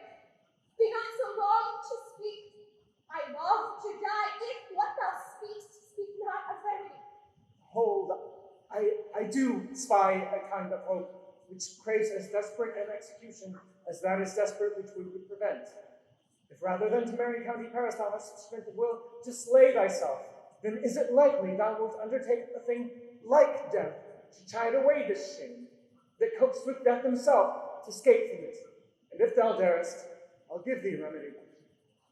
We would rather than Mary perish from off the battlements of any tower, or bid me go into a new made grave and hide me with a dead man in his grave. Things that to hear them told have made me tremble, and I will do it without fear or doubt, to live an unstained life to my sweet love. Hold, go home, be married, give consent to marry Paris. Wednesday is tomorrow. Tomorrow night, look that thou lie alone, and let not thy nurse lie with thee in thy chamber. Take thou this vial, being then in bed, and this distilling liquor drink thou off, when presently through all thy veins shall run cold and drowsy humor, for no pulse shall keep his native progress, but shall cease. No warmth, no breath shall testify thou livest. And in this borrowed likeness of shrunk death, thou shalt continue 42 hours, and then awake as from a pleasant sleep. Now in the morning, when the bridegroom comes to rouse thee from thy bed, there art thou dead. And as the manner of our custom is, in thy best robes uncovered on the bier, thou shalt be born in that same ancient vault where all the kindred of the Capulets lie. In the meantime, against thou shalt awake, shall Romeo by my letters know our drift. And hither shall he come, and he and I will watch thy waking. And that very night shall Romeo bear thee hence to men. Oh, give me. Oh, get you gone. Be strong and prosperous in this resolve. Send a fire with speed to Mantua with my letters to thy lord. Love, give me strength, and strength shall help afford. Farewell, dear father.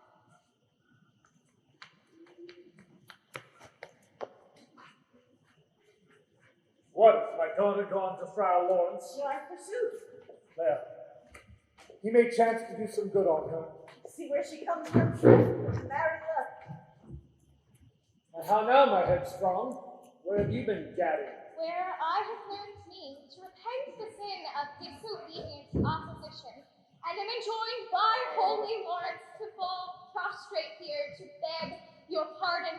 Pardon, I beseech you, henceforward I am ever ruled by you. Send for the county. Go tell him of this. I'll have this knot knit up tomorrow morning. I met the youthful lord at Lawrence cell, and gave him what becoming love I might, not stepping o'er the bounds of modesty. This is well. This is well. Stand up. This is as it should be. Nurse, will you go with me into my closet and help sort such needful ornaments as you think fit to furnish me tomorrow? No, not till Thursday. There's time enough. Go, nurse. Go with her. We're to church tomorrow. We shall be short in our provision. Hush! I will stir about, and all things will be well. I warrant thee, wife. Go thou to Juliet. Help to deck up her. I'm not to bed tonight. Let me alone.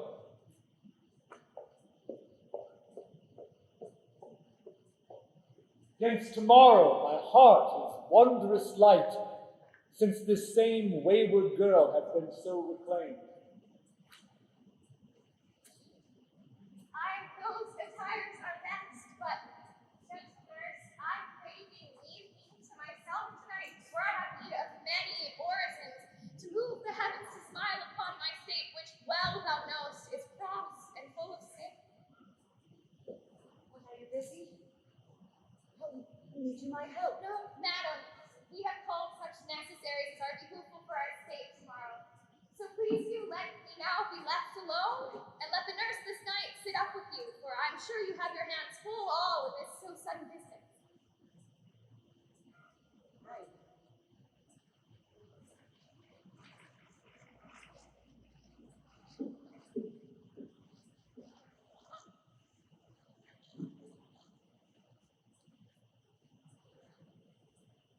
Get you to bed and rest. thou hast need.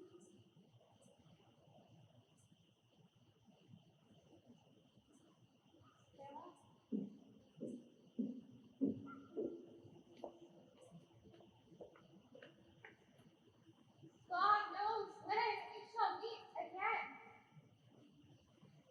I have a faint cold fear thrills through my veins, which almost freezes up the heat of fire. I'll call him back again to comfort me, nurse. What should she do here? My dismal scene, I needs must act alone. Come, vile. What if this mixture do not work at all? Shall I be married then tomorrow morning? No, this shall prevail.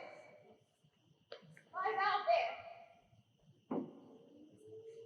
How if when I am laid into the tomb, I wake before the time that Romeo come to redeem me?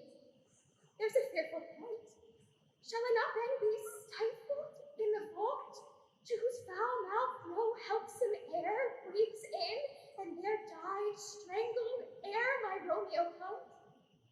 Or, if I wake, is it not their like that the horrible conceit of death and night, together with the terror of the place as in a vault, an ancient receptacle wherefore these many hundred years the bones of my buried ancestors are packed, their Tybalt, yet but green in earth, lies festering in his shroud where, as they say, at some hours in the night, spirits resort.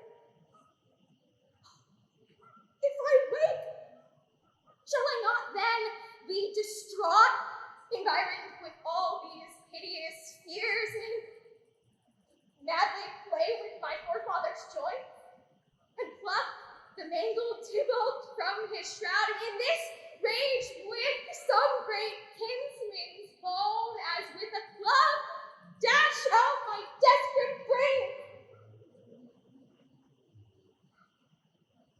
Methinks I see my cousin's ghost now, seeking out Romeo that spit his body upon his rapier's point.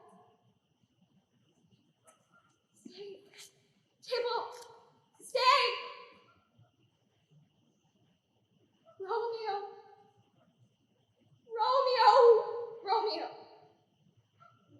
here's drink. I drink to thee.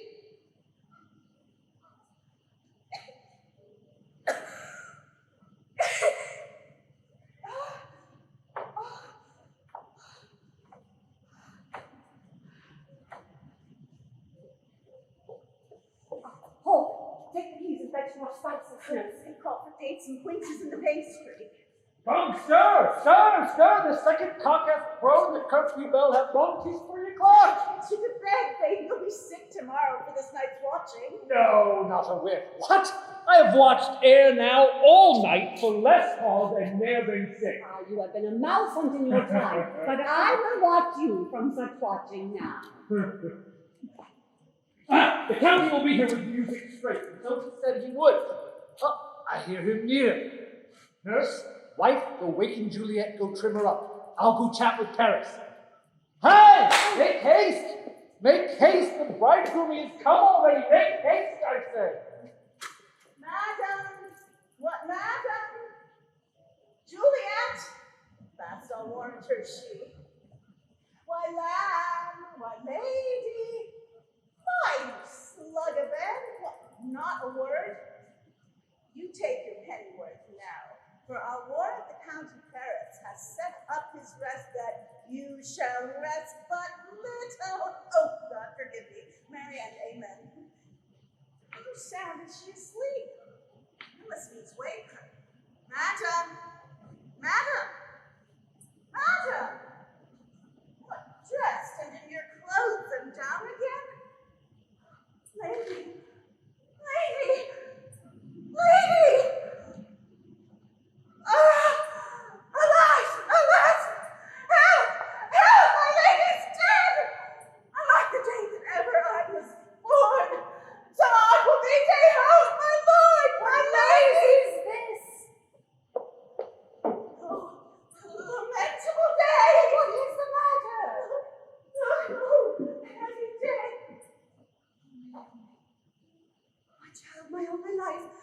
alive.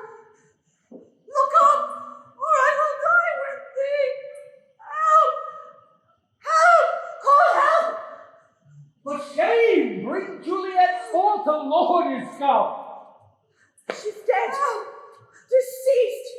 She's dead, like the day. Like the day she's dead. She's dead. She's dead. You see.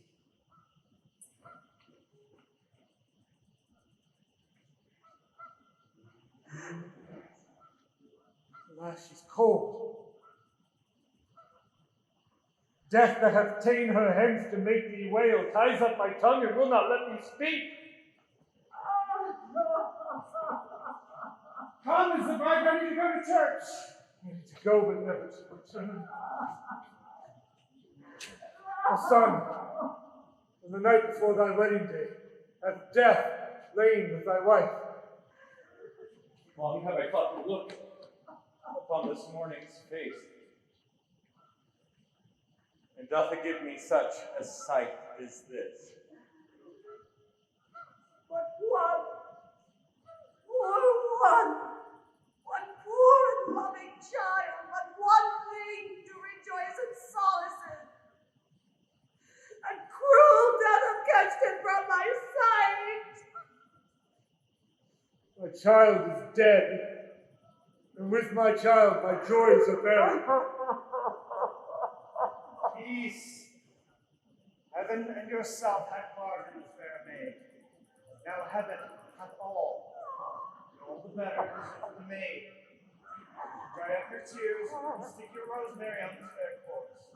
And as the custom is, in all her best array, bear her to church. All things we ordained festival turn in their order to black funeral. Our bridal flowers serve as a burial course. Sir, go you in, and madam go with him. And go, Sir Paris. Everyone prepare to follow this fair course into her grave. The heavens do lower upon you for some ill. With them no more by crossing I will.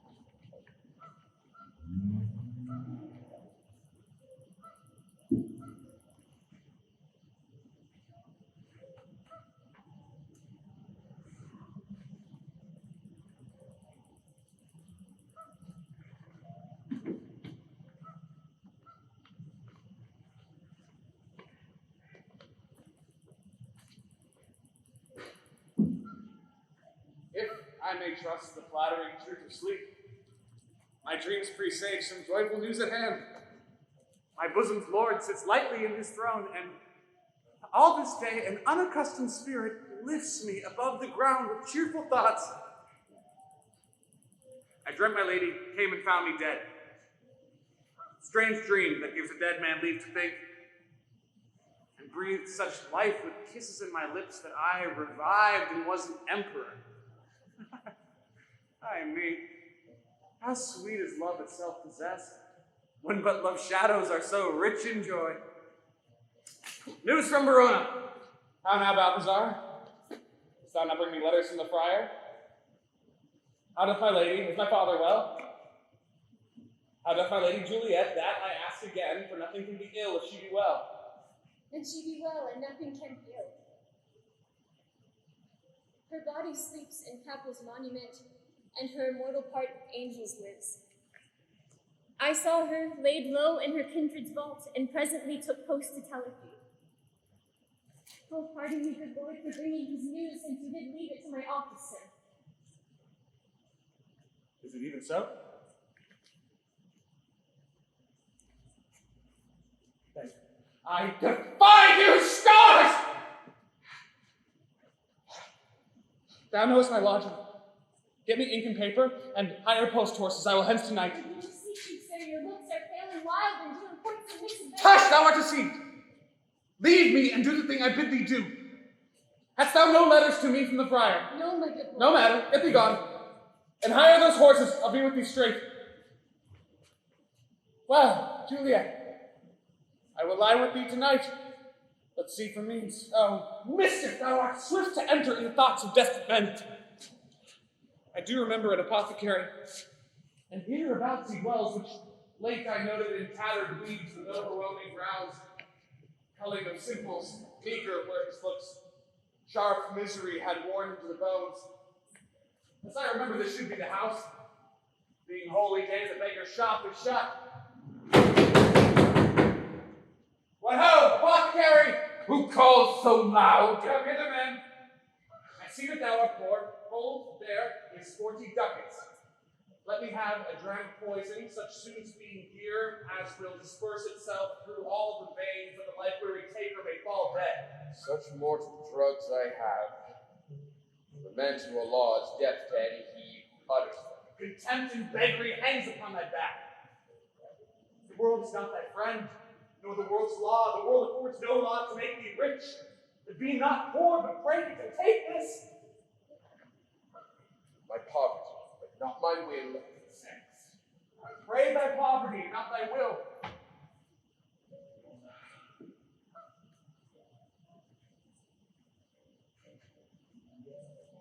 Take this and put it in any liquid thing you will.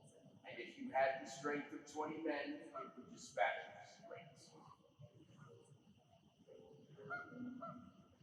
There's thy gold. Worse poison to men's souls. Doing more murder in this loathsome world than these poor compounds that thou mayst not sell. I sell thee poison, thou hast sold me none. Come cordial and not poison. Go with me to Juliet's grave, for there must I use thee.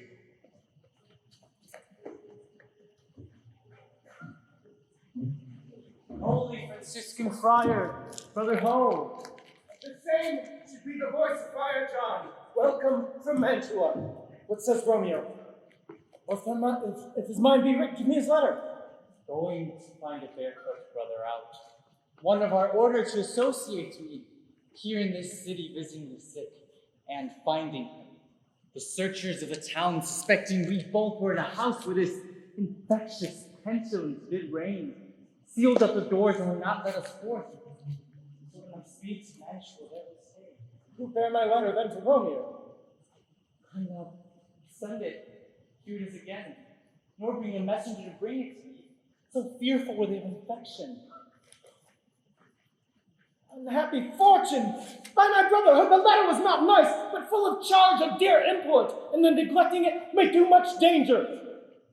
Brother John, go hence, get me an iron coat, and bring it straight into my cell. Brother, I will go and bring it to you. I'm a sight to the monument alone.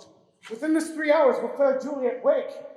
She will besure me much that Romeo hath had no notice of these accidents. But I will write again to Mantua, and keep her at my cell till Romeo come. Poor living corpse closed in a dead man's tomb.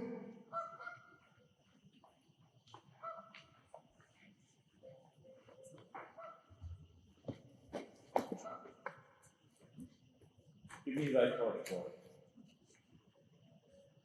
Hence, and stand aloft.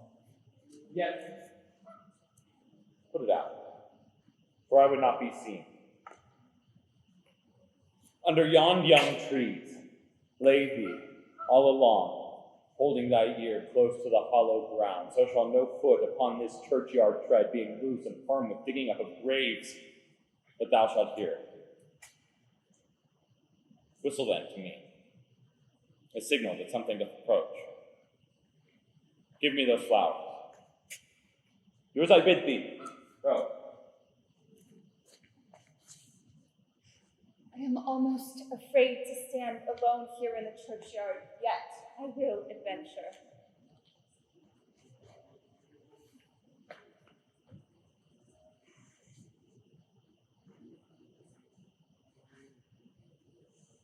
Flower.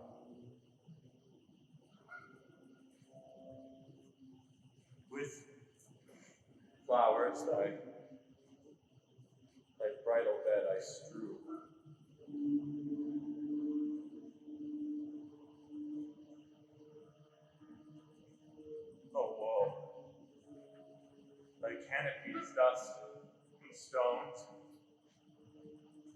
which with sweet water nightly I will do, or wanting that, with tears distilled by moans. The obsequies that I for thee will keep nightly shall be to strew thy grave and weep. The boy gives warning that something is approaching. What cursed foot wanders this way at night to cross my obsequies and true love's right? What? With the torch. Muffle me, night awhile.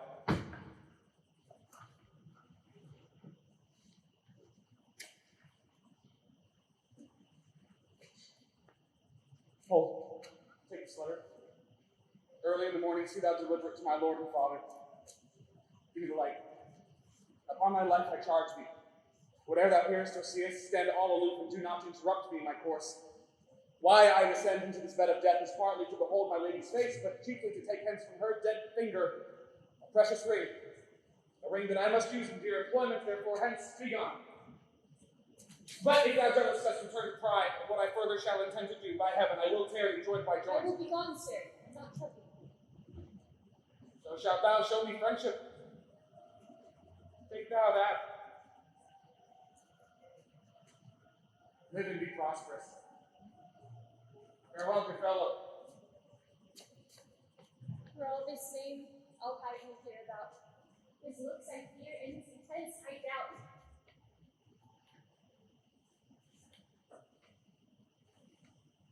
Condemned villain, I do apprehend thee.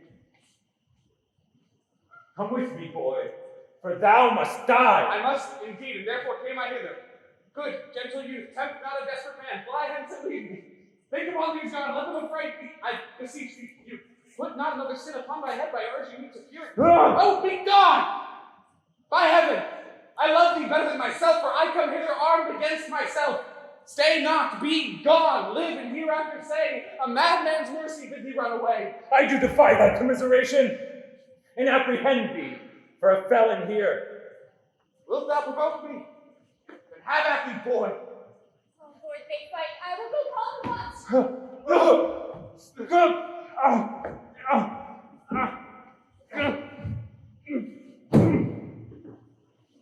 I am slain. If you be merciful, lay me with Juliet.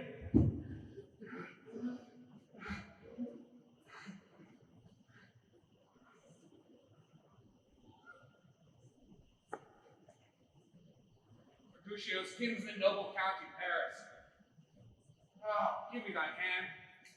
One writ with me in sour misfortune's book. I'll bury thee in a triumphant grave. For here lies Juliet, and her beauty makes this vault feasting presence full of light. Oh, my love, my wife, death that hath sucked the honey of thy breath hath had no power yet upon thy beauty. Thou art not conquered. Tybalt, liest thou there in thy bloody sheet? Oh, what more favor can I do thee than with the hand that cut thy youth in twain to sunder his that was thy enemy? Forgive me, cousin. Sweet Juliet, why art thou yet so fair? Shall I believe that unsubstantial death is amorous, and that the lean, abhorred monster keeps thee here in dark to be his paramour? For fear of that, I still will stay with thee, and never from this palace of dim night depart again. Here will I remain. Eyes, look your last. Arms, take your last embrace. And lips, oh, you, the doors of breath, seal with a righteous kiss. The date was bargained to engrossing death. Come, bitter conduct, come, unsavory guide.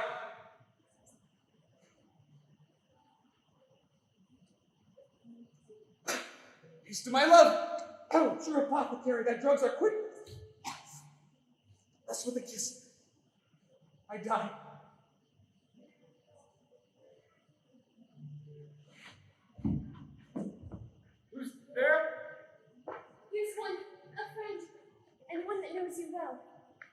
is my master, one that you love. Who is it? Romeo. How long have you been there? Full half an hour. Go with me to the south. I dare not, sir. My master knows not but I am gone hence, and fearfully did menace me with death if I did stay to look on his intents. Stay then, I'll go alone. Fear comes upon me. Much I fear some ill and lucky thing. Romeo. Alack! Alack! What blood is this which stains Romeo? Pale. Who else? What, in Paris too? Lady Stern.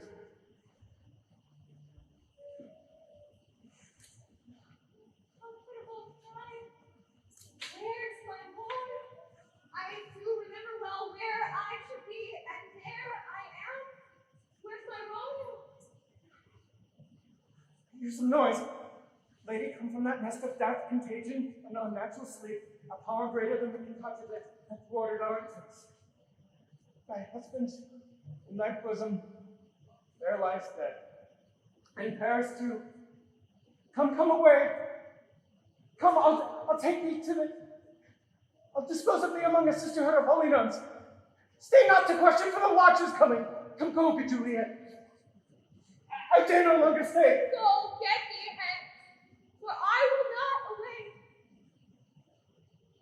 What's this? A cup closed in my true love's hand. Poison, I see, hath been his timeless end. Drink all and left no friendly drop to help me after. I will kiss thy lips. Haply some poison yet doth hang on them to make me die with a respirant. My lips are warm. Lead, boy, which way? Yea, noise? Then I'll be brief. Oh, happy dagger, 'tis in thy sheath, there rust, and let me die.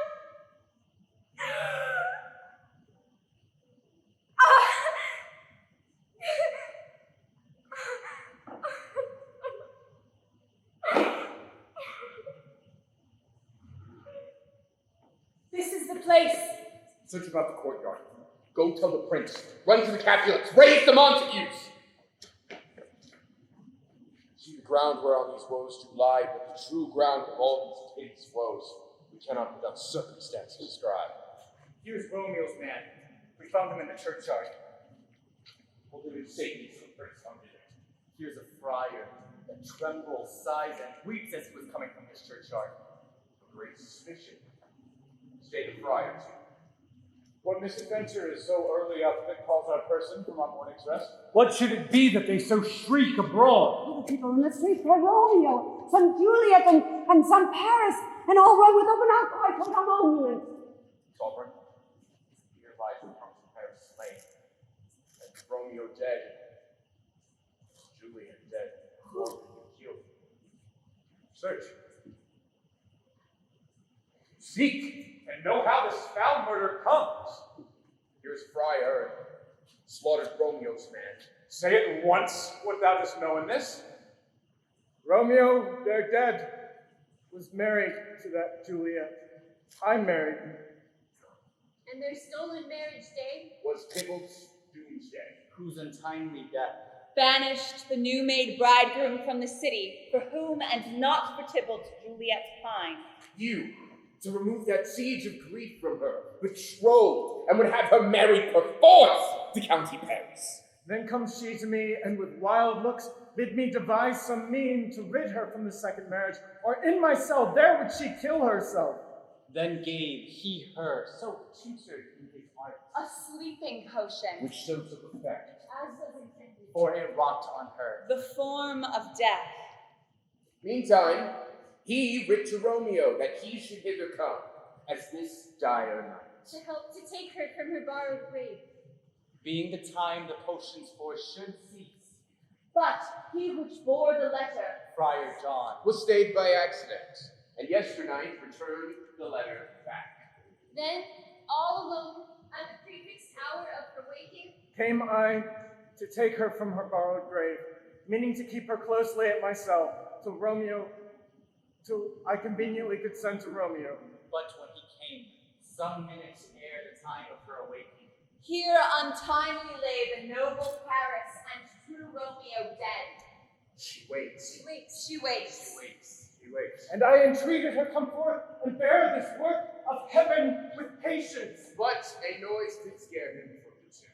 And she, too desperate, would not go with him. But, as it seems, did violence on herself. All this I know. And to the marriage, Her nurse is privy. And if aught in this is miscarried by his fault, Let my old life be sacrificed some hour before his time into rigor of severest law. You still have known me for a holy man. Where's Romeo's then? What can he say of this? I brought my master news of Juliet's death. And then in post he came from Mantua to this same place, To this same monument. this letter he bid me give his father.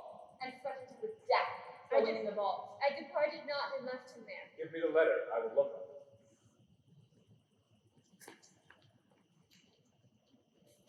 Where is the county's page that raised the watch? He came with flowers to strew his lady's grave and bid me stand aloof, and so I did. Anon comes one with light to open the tomb, and by my master drew on him. And then I ran away to call the watch. This letter doth make good the friar's words. Their course of love, The tidings of her death. And here he writes that he did buy a poison of a poor apothecary. and therewithal, Came to this vault to die and lie with Juliet. Where be these enemies? Capulet, Montague, See what a scourge is laid upon your hate. that heaven finds means to kill your joys of blood. and I, for winking at your discords too, have lost a bracelet. All are punished. Oh, Brother Montague, give me your hand.